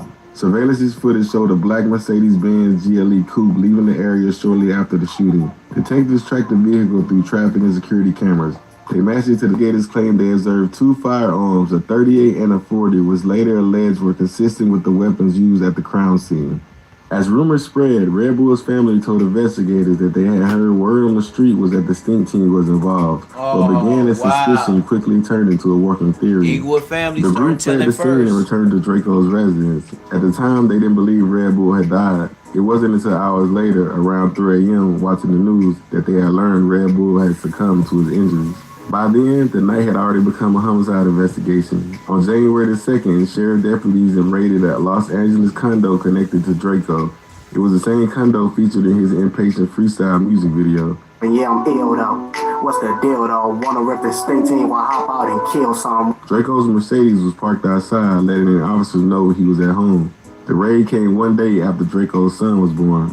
Inside the condo, deputies recovered multiple firearms. Draco's was charged with 6 counts of unlawful possession with a firearm. His mother and sister were also arrested during the raid. Draco was taken into custody. From there, the case expanded. 9 counts. Every gun that was in the house. Really? Every single one. How many guns? Only one. Everything 9. that was in the house. So all 9 guns, they said, were yours. Every single one. I was the only one that had 9 counts. Everyone else had no guns. Everyone else had 1 gun. Okay. How many people were in the house? 12. They all got arrested? Yep. My mom, my sister. Your mom and sister get My arrested? mom, my sister. Too Shitty, his baby mama. The whole house. Bambino. Solo. That's the whole house, gang. My brother. It was a lot of people. It was a lot of people. Investigators weren't focused only on who pulled the trigger. literally the They whole focused house. on association, movement, and leadership. And there, Draco didn't need to fire a gun. He was responsible. By March 2018, Draco was arrested again, now facing first-degree murder, conspiracy, gang enhancements, and multiple attempted murder charges, all tied back to the night in Carson. The stakes were no longer about time. They were about life. Yep. While the city debated what really happened that night, Draco sat inside, watching momentum turn into a case file. The music was still playing from the outside, but for him, the mic was They was already trying to get that fading. nigga the death penalty. When Draco the Ruler walked out of jail in November 2017, he didn't come home quiet. He came home loud. The spotlight's on me. You ain't seen nobody post nothing. Ain't nobody drop no songs. Come on, bro. They know. This is what they didn't want. They You just motherfuckers trash. scared me, bro. I don't like Munchie Fucking weird music. ass I don't nigga. think How many people you Munchie's a seen good rap rapper. music since I've been on Idol? It's only been a couple days. And I'm not just hating, Exactly. but to There's been a lot going Draco, on. your Come shit on. trash. Fuck. At that point, Mr. Mosley's tube was already buzzing. It had dropped while he was locked up, and the streets had kept it alive. Draco stepped back into a city where his name was bigger and brighter than it was before he left. And he moved like he knew it. Within days of being free, Draco locked himself in the studio and went to work. In just 10 days, he completed Cold Devil, a project that sounded nothing like Fear. Cold, confident, untouchable. The tape hit hard, and the visuals followed. Music videos started dropping, designer fits, stacks of cash, Mercedes everywhere. Draco was going live consistently, flexing tens of thousands of dollars, talking reckless. And See? That live.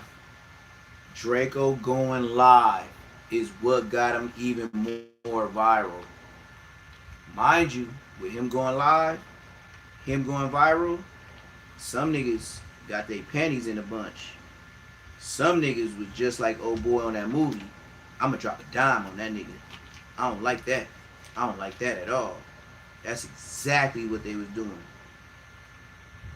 Get out of jail. You start bossing up. Videos.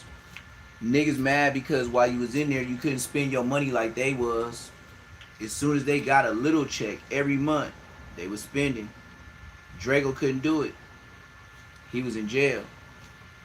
On top of, like I said, the under part of the story, Draco didn't really mess with his mom like that either. He didn't mess with his dad like that neither. I'm starting to figure that out now. You want to know why I know that? Draco didn't leave his mama nothing when he passed. Nobody said that on the internet because they ain't close to the family. Ralphie got everything. Draco didn't leave his mama not one red cent. But then I remember some of the conversations.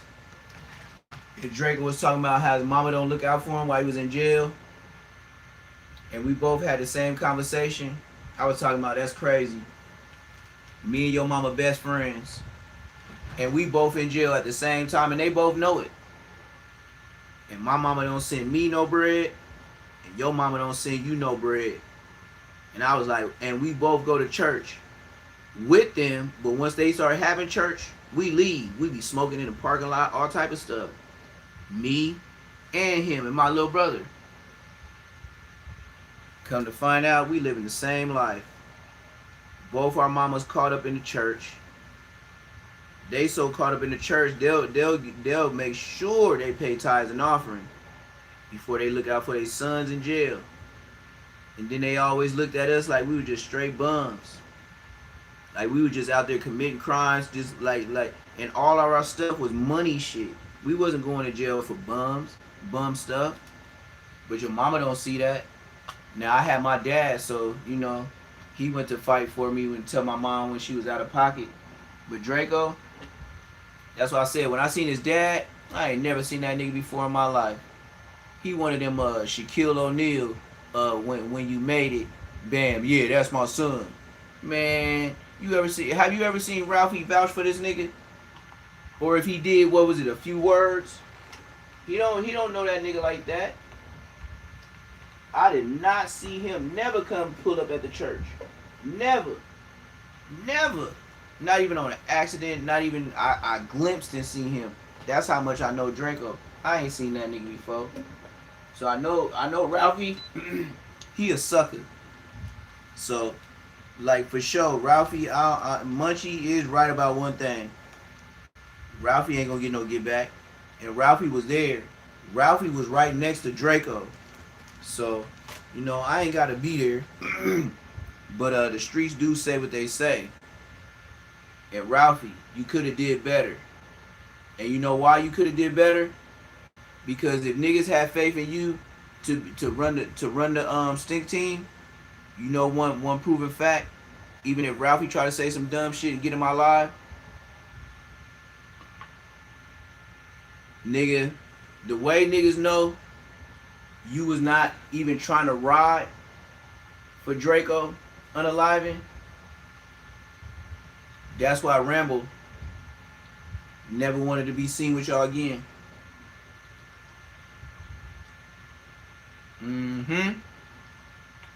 Blockbuster. That's why Rambo did not want to claim Stink Team no more.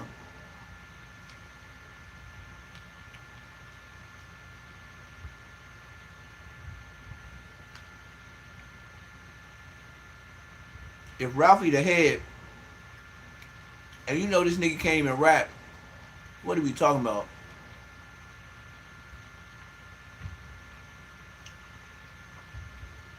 Without Draco, what's Stink Team?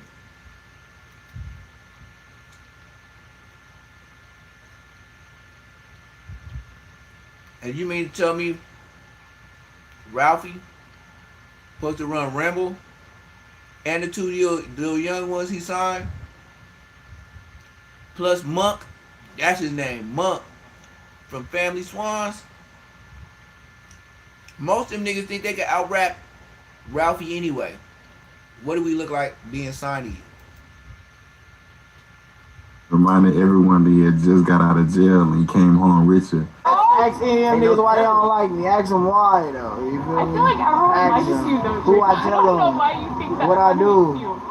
No one hates you. Everyone is on Nobody. your side. Nah, they Your hate tweets me. are crazy though. I know they don't like me. Yeah. And the dissing didn't stop. If anything, it escalated. He took shots at Inglewood, RJ, people connected to Red Bull. Some of it was subliminal, some of it wasn't. Draco moved like someone who felt immune. He mocked death, he mocked jail, he mocked the idea that anything could touch him. The city felt it. In those 4 months, from November 2017 to March 2018, Draco went from a rapper fresh out of jail to one of the most talked about and most hated names in Los Angeles. The music was sharper, the confidence was louder, the target on his back was bigger. He was outside, he was winning, and he was daring the system to do anything about it. Yep. In March 2018, they did. That's when the murder case came down, and that's where everything stopped. Magical bag. Ling, ling, bing, bing. Ching, ching, ding, ding. By March Regresa a clases sin hacer cuentas en Shoe That's for Station sure. and Shoe Carnival. Niggas was watching him. They thought he was through. And when you beat the system and all your ops was preying on your downfall, it's the worst. And Hefe think he in the same thing. But and Hefe on footage. He ain't like Draco where they just threw it on him. And Hefe is on the footage. state of California made his move. After months of quiet investigation, prosecutors came back at Draco the Ruler with the most serious charges of his life. And then look, if Draco the Ruler was pressed so hard about the unaliving of Red Bull, don't you think they're gonna press hard against Munchie and these Bloods the same way they did Draco the Ruler? They're gonna make sure YG broke his hell. This time it wasn't about weapons, it was about trying to bury him. Draco was arrested and charged with first-degree murder, multiple counts of attempted murder, shooting from a motor vehicle, gang conspiracy enhancements. Because of the severity, bail was denied. He was now facing life in prison or even the death penalty. Police knew the evidence alone wasn't enough to stick, so they turned to a tactic that wins cases when proof is thin: confidential informants. After the earlier arrest, police had around a dozen people tied to the Steam team in custody. They didn't house them together, they split them up, different cells, no communication, no chance to align stories. Then they planted the informants. One of the first cracks came from 2 Shitty. While locked up, he was placed in a cell with an undercover informant wearing a wire. Thinking he was talking to another inmate, he told the informant that the shooter was AB.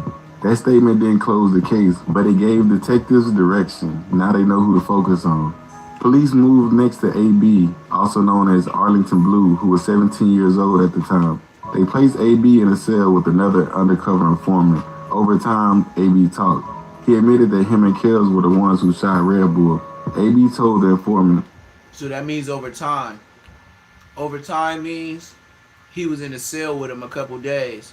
So that informant that gets paid went in there for a couple of days. God damn, that's a hell of a job. To go sign up to jail, go in there, probably in the holding tank area in the before you even get to the county, and have somebody while you waiting there for the 3 days, because they're gonna say they waiting on your ride to go to LA County. But slide somebody in there 2 to 3 days on you, act like he got arrested like you, tell you what hood he from, make, because it's always, and then after a while, all it takes is a nigga just seeing like, oh yeah, you in here with me, they gonna automatically believe you going to jail like them, especially if you come with a bogus ass hot boy story. Kells fired a .40 caliber. Kells later told him that he emptied the clip into Red Bull. AB admitted to shooting from the car as they were leaving. AB admitted to firing at least 2 shots. Detectives still wanted someone to connect the full story. That's where Solo came in.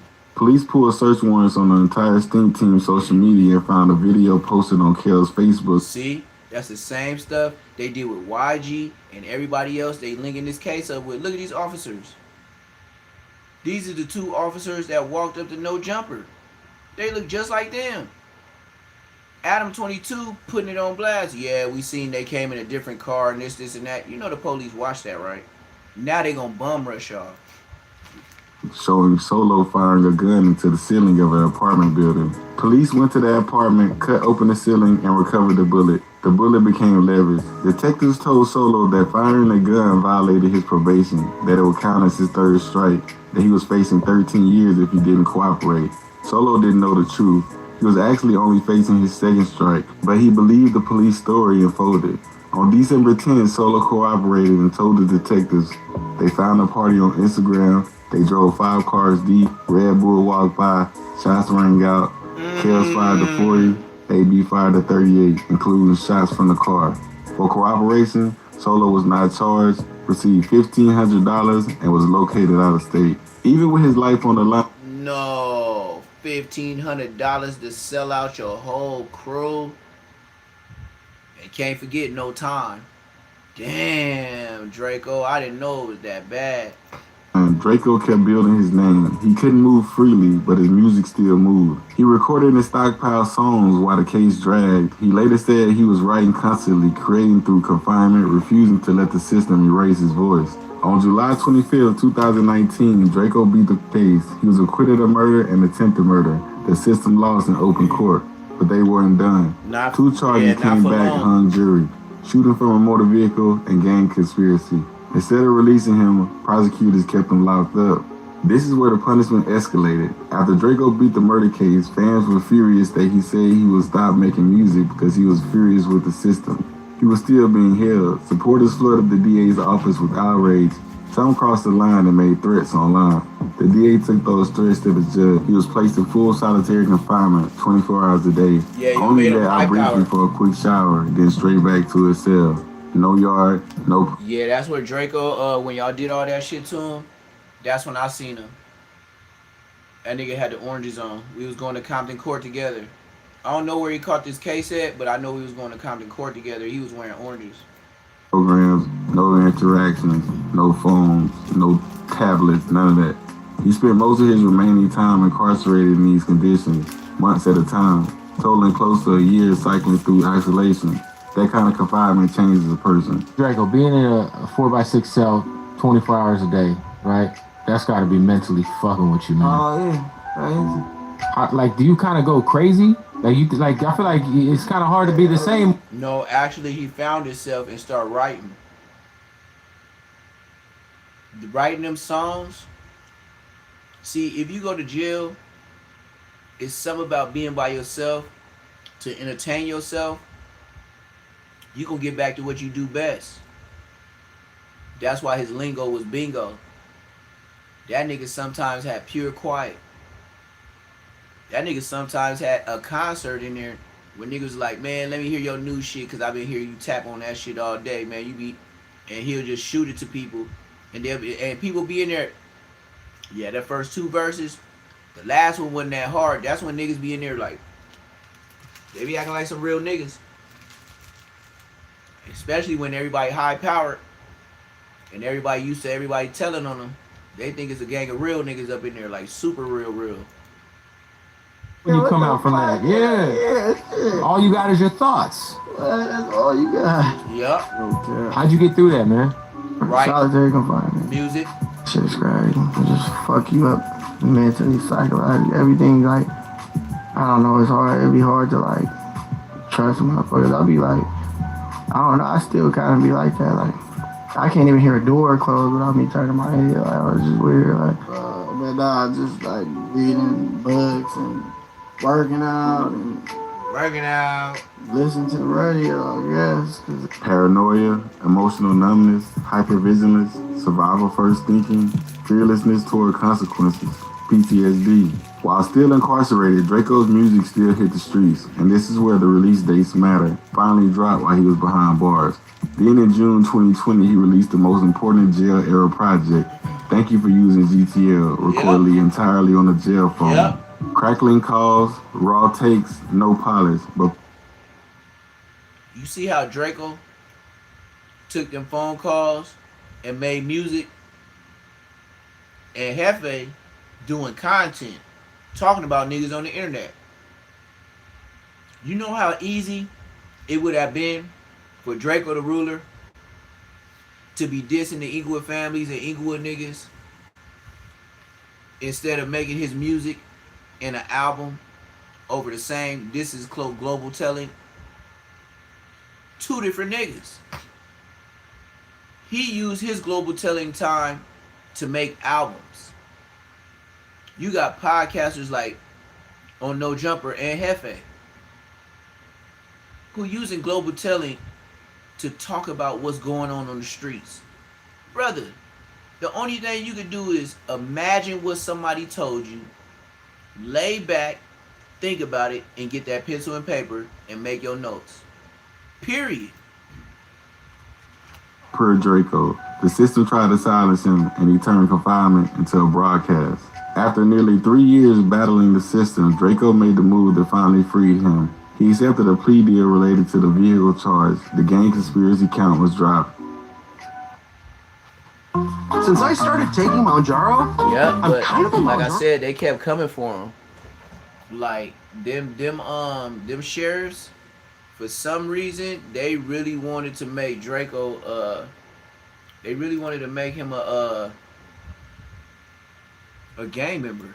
I don't know why they was trying so hard. I remember when he was telling me they really wanted him to be a gang member.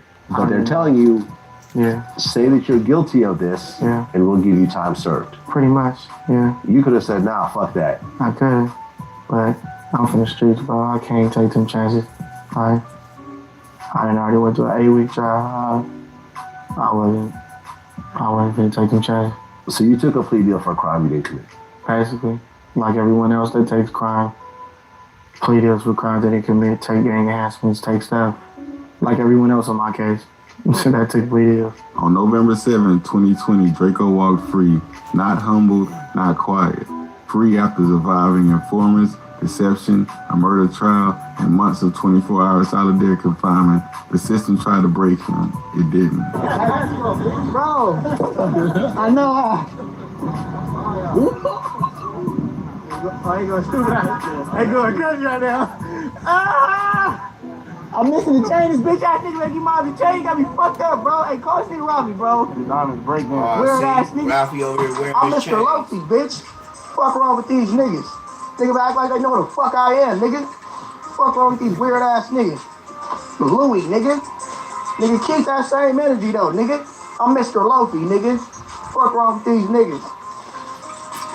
Keep that same energy, nigga. Fuck these niggas. Now imagine Munchie B, his homies, his girl he dealing with, telling him what's going on, because you know Munchie can't see it himself. Telling him what like, you know, Munchie was hot. Wind that back for a nigga. I got heat for niggas. Boy. Weird ass niggas. Nigga. These niggas really hoes though. Can you imagine that though? Like, niggas hate me so much, bro. That niggas seen me, the police, fuck all this, bro.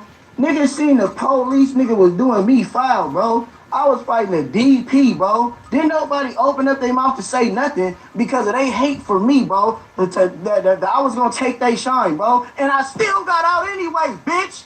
Fuck you niggas. I'm not doing it like this.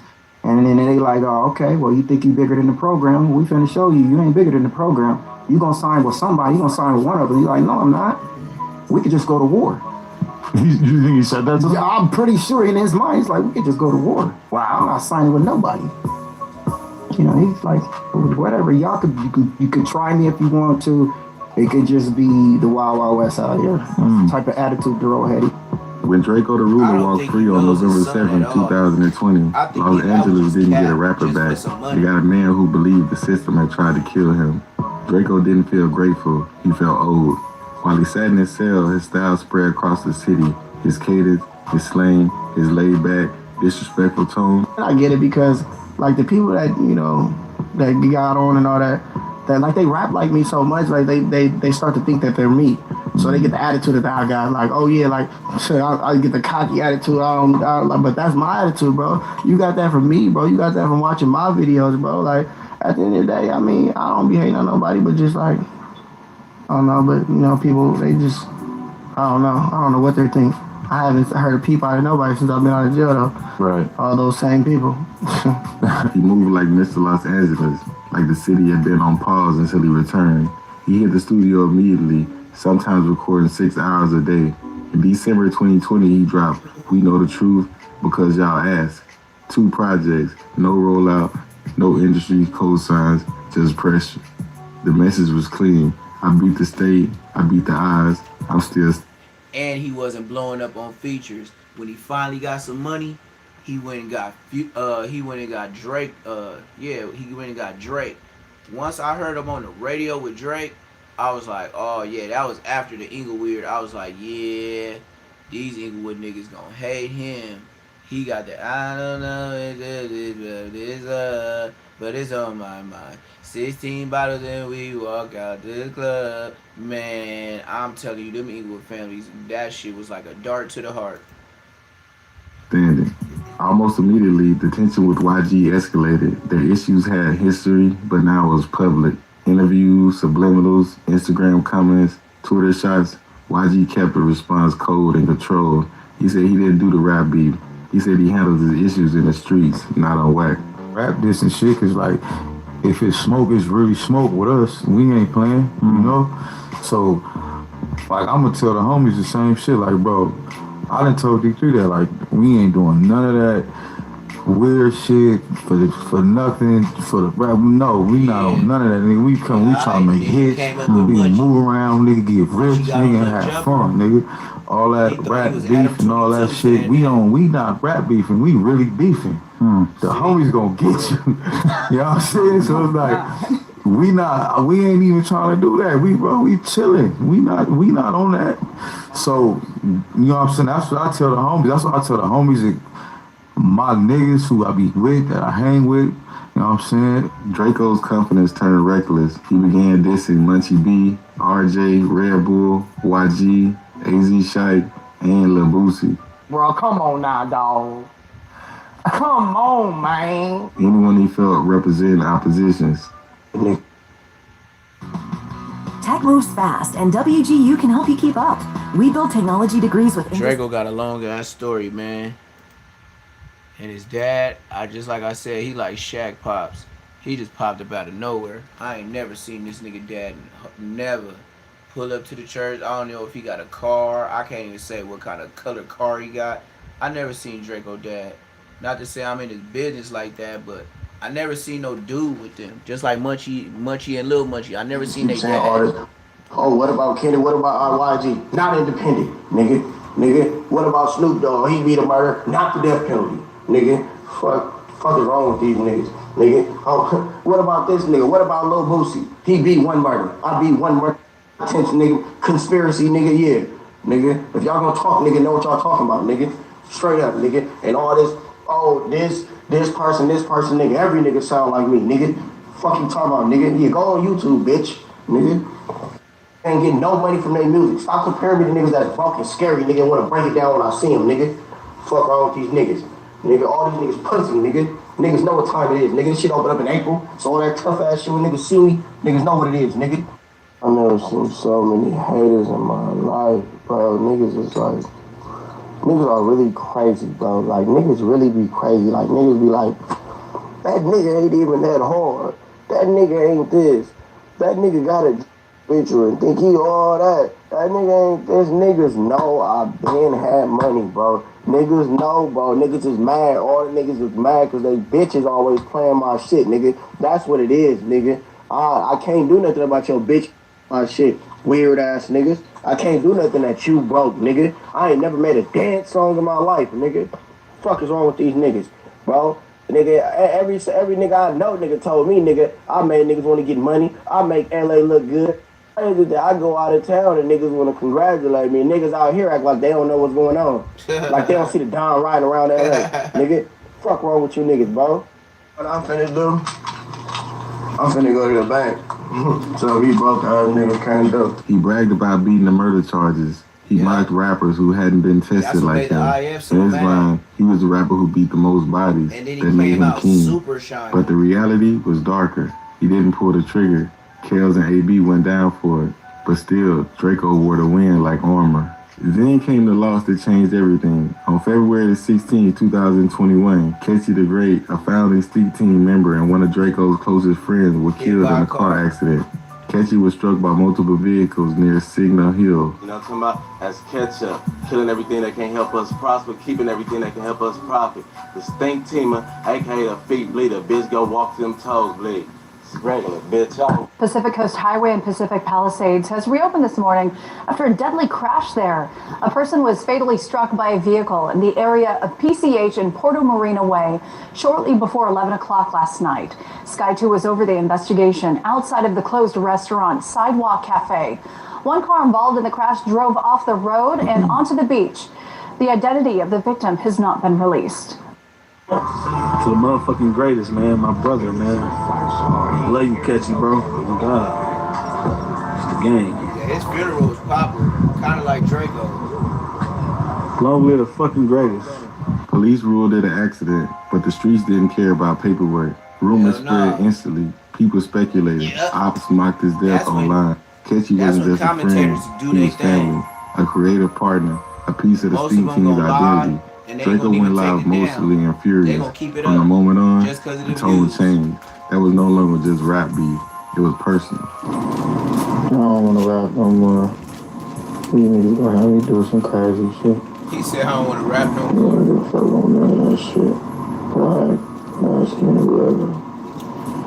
Niggas know what time it is to me. I don't even know why niggas calling me about it. Yeah, niggas gonna be trying to make it seem like, right, niggas killed the homie.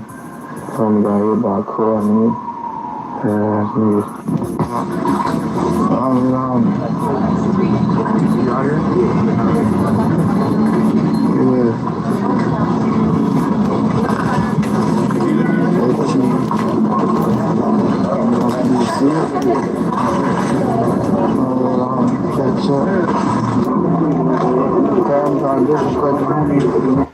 And y'all know who was making all the clothes.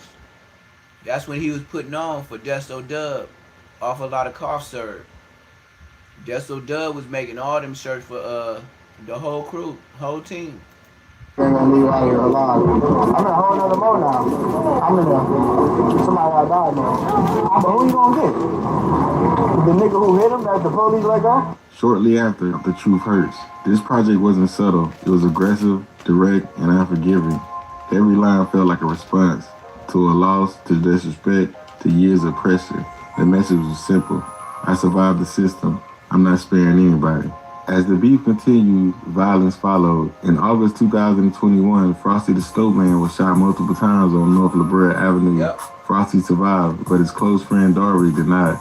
The shooting poured gasoline on everything. At this hour, this time in Inglewood, where police are investigating a double shooting. Desmond Shaw in Sky 2, live overhead with more. Des? Yeah, Pat, we're here at La Brea near Centinela where the shooting took place. Looks like it's Inglewood PD and LAPD investigating this right on the border of LA and Inglewood. There was a shooting here. 2 people sent to the hospital in critical condition off to a local trauma center. And you see this car that crashed. Looks like it's involved in the crash. It's unclear if the people inside were shot or if that's a suspect vehicle. We don't have any information about a suspect being in custody, but 2 people had to be transported to the hospital. Pretty serious shooting here with La Brea shut down. Pat, back to you now in the studio. On the dead homies, nigga, we were strapped, nigga. Niggas just caught us lacking, nigga, on the set. Street retaliation. Others believed it was a fallout from escalating rap wars. Either way, the tension skyrocketed. By mid-2021, the beef was no longer contained. Inglewood connected rappers fired back, diss tracks dropped, videos circulated, Draco leaned into it. He mocked blindness, disrespected the dead, rapped louder about violence. He moved like someone who felt untouchable. Then Draco crossed the line that couldn't be uncrossed. He previewed, then released Inglewood. This wasn't aimed at one person. It was aimed at the entire city. In Los Angeles, this isn't music. This is a declaration. You don't pay big brand markups when you And buy. that's what Munchie B is holding that trophy to. The way he got all them views on Inglewood, the way he RIP'd, Munchie wears his chain like he really wanted to, and Munchie ain't had nothing to do with it. Shit got worse than I did the Inglewood or something.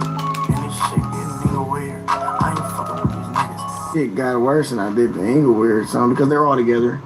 No matter if you think I know. Niggas know how they act. I know. The niggas that don't gangbang bang Inglewood like it's a gang. So they're all together. I tried to separate everybody. But as soon as I tried to separate, I was like, you cool. I publicly did the shit on the internet. I'll root you straight. Nigga said, fuck me. Okay, whatever, bro. Nobody's cool. Like, I'm not finna be acting like, I know how these niggas think. Other people that's not from out here, they don't know how they think. It's a whole Inglewood thing besides like Inglewatts. That's like the Crips and stuff. They cool. The other niggas, they got their own mind or their own, like, it's like Inglewood, nigga, and if you, nigga, beef with anything over here, we gonna have each other back. He like, these niggas say they don't, they be getting into it with each other, but when it comes to Draco, oh no, it's everybody united. So I'm not finna be separating nothing. Fuck all them niggas. And Draco wasn't protected by a gang set. He wasn't nation. He stood alone. Him and the stink team. The comments warned him. People dared him. Others told him to chill. He didn't. Within 24 hours of the song dropping, police pulled Draco over while he was riding in an Uber with his son. They detained him briefly, not to arrest him, to protect him. Law enforcement knew the streets were hot. Draco ignored the warning. Time to step out, and if you say no, then we're gonna do what we gotta do to get you. Like, why I gotta get out the car? And then I'm gonna take you to jail. What the fuck is going on, bro? So what? Why are y'all putting me? What did I do for y'all? Y'all putting over an Uber driver, bro. What is going on? Driver. What is the? Just get out of the car and we'll handle it. Bro, what are you talking about? He said he not getting with the program. Fine. Let's make this easy. It's not a big deal. Bro, what the fuck are you? This is crazy, bro. Despite everything going on, Draco kept pushing. In April 2021, he dropped Ain't That the Truth. In December 2021, he released So Cold I Do 'Em Too, his final album while alive. Cold, defiant, unapologetic. He believed he was the ruler, but LA doesn't forgive public disrespect and doesn't let ego go unanswered. By the end of 2021, the beef was real, the threats were real, the danger was unavoidable. Draco chose not to step back, and the choice led directly to the final night. December 18, 2021, Los Angeles was already tense. By this point, the beef wasn't rumors, it wasn't music, it was real, and everybody knew it. That night, Draco was booked to perform at Once Upon a Time in LA, a festival held at Exposition Park, a massive event, multiple artists, thousands of people. For Draco, it was supposed to be a statement, one of the first concerts he did since he came home from jail. Not a diss, not a response, a victory lap. Draco didn't come deep to the concert. He arrived with roughly 10 to 15 people, mostly stick team members and close affiliates. No massive entourage, no overwhelming security force. Across the venue was YG, and his presence was felt immediately. YG arrived with nearly 100 people in his entourage.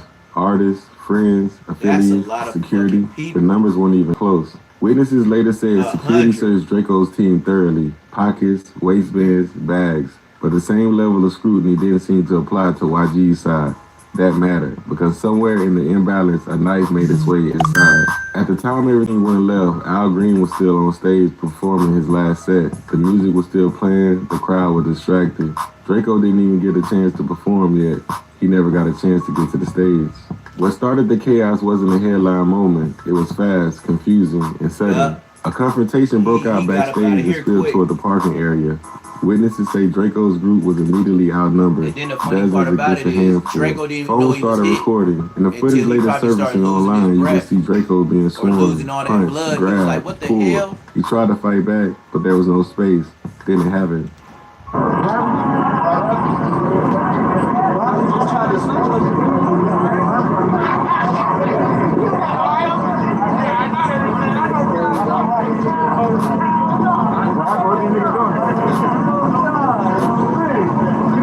Yes, sir. The actual footage of somebody's phone. Just like somebody else's phone got the extra part. Somebody's phone got the real footage.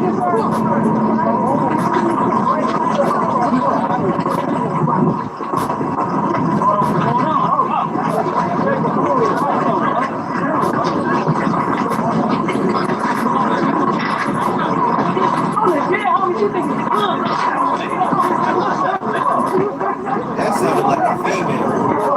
Oh God, that sounded like a female. Someone lunged forward with a blade. Draco was stabbed in the neck, Blood poured instantly. He collapsed to the ground. Panic erupted. People ran, security scrambled, music stopped. Paramedics rushed Draco from the scene. He was still alive, barely. He was transported to the hospital in critical condition. Well, a man is reported dead after being stabbed at a concert in Exposition Park last night. TMZ is reporting the victim was rapper Draco, the Ruler. It happened around 8:30 last night during the Once Upon a Time in LA Music Festival being held at the Bank of California Stadium. Artists including Al Green, Snoop Dogg, and the Isley Brothers were also scheduled to perform, but the concert was shut down after the stabbing. Video from the scene posted on social media showed a fight outside the stadium, but it's unclear if that was related to... On December 19, 2021, Draco the Ruler was pronounced dead. He was 28 years old. He never performed that night. He never touched the stage. He never said a word on the mic. The final image wasn't a song. It was chaos, blood on concrete, and the city watching another voice disappear. I mean, come on, what was he thinking? You think he finna go to this Once Upon a Time thing, and you got all of these enemies. You got all of these enemies, and you're just like bulletproof. You gonna go down there with none? Because he was like, man, hey, this is a part of this lifestyle. I'm not finna show no fear. I'm not scared. I'm going down here to do the show. Because I would have told him, bro, don't go down there. But that night, it wasn't a gun. It was a knife. And that same bravado that carried him through the system couldn't save him from the streets. The Ruler had survived prison. He had survived the streets. He had survived solitary confinement. But he couldn't survive the politics of Los Angeles. And just like that, the mic went silent. Or that's dumb as hell, because who would have did that, bro? We know Baby Stone Gorillas is coming. Draco's coming. NYG, that's 2 blood sets against a nigga that be for bloods. They should have known that off the top. The venue people. So you venue people, don't ever send me to no venue with no neighbor niggas. Somebody gonna get stabbed in that motherfucker. Family. When you've been around for 150 years, you learn a few things. At Jockey, we craft clothes that move with you, generation after generation. Jockey, crafting comfort since 1876. Come on, man, I gotta go. Come on! Living with damage to your car is annoying every day. So trust the experts at Mako to restore your car to its original shine. Looking good, buddy. Don't live with the uh-oh. Get Mako. Family of rapper Draco the Ruler is about to file lawsuits against Live Nation and several promoters behind a concert where the artist was stabbed to death. The rapper, whose real name is Daryl Caldwell, died December 18th while backstage at the Once Upon a Time in LA festival at the Bank of California Stadium in Exposition Park. Lawyers for his family provided this video of a fight backstage where they say Draco was stabbed. They claim Live Nation and several promoters did not provide adequate security for the festival, leading to the artist's death. My son is only 5. He has so many years of his life left to grow up. And when it's going to even have to start over when it's really time to understand, okay, my dad is going. I'm at this age where I know that I'm not going to see my dad anymore. We put a call into Live Nation for comment, but have not heard back. When Draco the Ruler died, Los Angeles didn't just lose a rapper. It lost a voice that shouldn't have existed in the first place. Draco came from South Central, a place that doesn't produce survivors often, let alone die. Los Angeles didn't just lose a rapper. It lost a voice that shouldn't have existed in the first place. Draco came from South Central, a place that doesn't produce survivors often, let alone innovators. He wasn't supposed to be the murder case. He wasn't supposed to redefine the city's sound. He wasn't supposed to walk out of jail and dominate the culture again. And that contradiction is the heart of his legacy. Draco's catalog tells the story of a man evolving in time. Early on, it was hustle music, money, robberies, confidence, and disrespect. Then came the colder areas, paranormal, ego, survival. And even after his death, the music kept coming. 3 posthumous projects dropped, proof that Draco was always working, always recording, always thinking ahead. The mic went silent, but the voice didn't. Draco didn't just rap in a certain style, he created one. The calm delivery, the conversational tone, the humor mixed with menace. The way he could threaten and joke in the same bar. After Draco, that sound was everywhere. Artists copied it, the city absorbed it, the culture moved with it. Whether people admit it or not, Los Angeles rap shifted because of him. Draco's story isn't clean, and it isn't meant to be. He was brilliant and reckless. visionary and provocative, independent and confrontational. He beat the system, but he never escaped the streets. He survived solitary confinement, but couldn't survive ego, politics, and pride colliding in public. He believed he was the ruler, and for a moment, he was. Draco represented something uncomfortable. The way you can win and still lose. The way you can be right and still be punished. The talent doesn't guarantee safety. Draco didn't die because of one song, or one beef, or one night. He died because everything collided at once. Music, ego, politics, the streets. And Los Angeles doesn't forgive collisions. Draco the Ruler was 28 years old. He left behind music, influence, controversy, and a sound that won't disappear. Some will remember the bravado, some will remember the beef, others will remember the bars. But the truth is, Draco changed Los Angeles rap forever, even if Los Angeles couldn't protect him. And when the lights went out, the mic didn't just fade, it was taken. Draco was stabbed and killed at Once Upon a Time festival. You were with him, right? Yeah. Can you just bring us back to that day that shit happened? I mean, shit, we just come to get our money. You know what I'm saying? You know, shit, that's it. We came. Draco was gonna get his money, and shit happened. You know what I'm saying? That's why they had no security, no nothing. You know what I'm saying? Their whole security shit was fucked up. Other than security, they were supposed to do their job. You know what I'm saying? We just got paid to count. We didn't give a fuck about, who was gonna be there, none of that. Draco got his money. He was gonna do his show if it was his tour. So.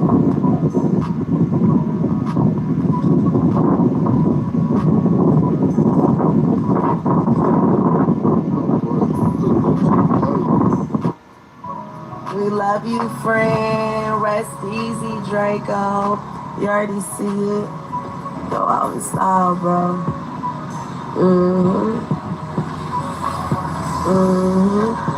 Look at my friend. Long live the ruler. Okay, that's a platinum. Okay? A platinum. Get into it. Casket. Baby who? Get into it. Big Rolls Royces and all that. Big police escorts and all that. Big team and all that. Gang, gang and all that. Gang, gang. Yeah, that's right. Long live the ruler. Long live Draco the Ruler. Then we turn it up for my nigga. Yeah, we got loud trucks and all that. Yeah.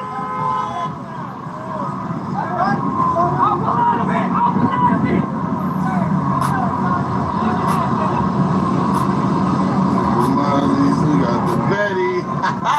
Oh boy, they in the building. Yeah, up a lot of that shit. Stop playing. Yeah. You name it, we got it. Ain't no buggy. I'ma show you how to do it. 2 rolls, 3 rolls, 4 rolls, 5 rolls, 6 rolls, 7 rolls, 8.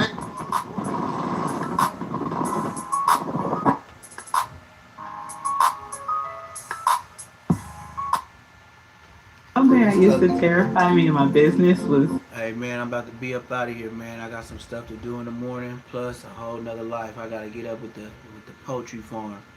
Thank y'all for tapping in. It's a late night mission. We'll be back on. Can't say in the morning because it's already that. But thank y'all for tapping in. Catch up with y'all in a little couple of hours. Say less. I'm out.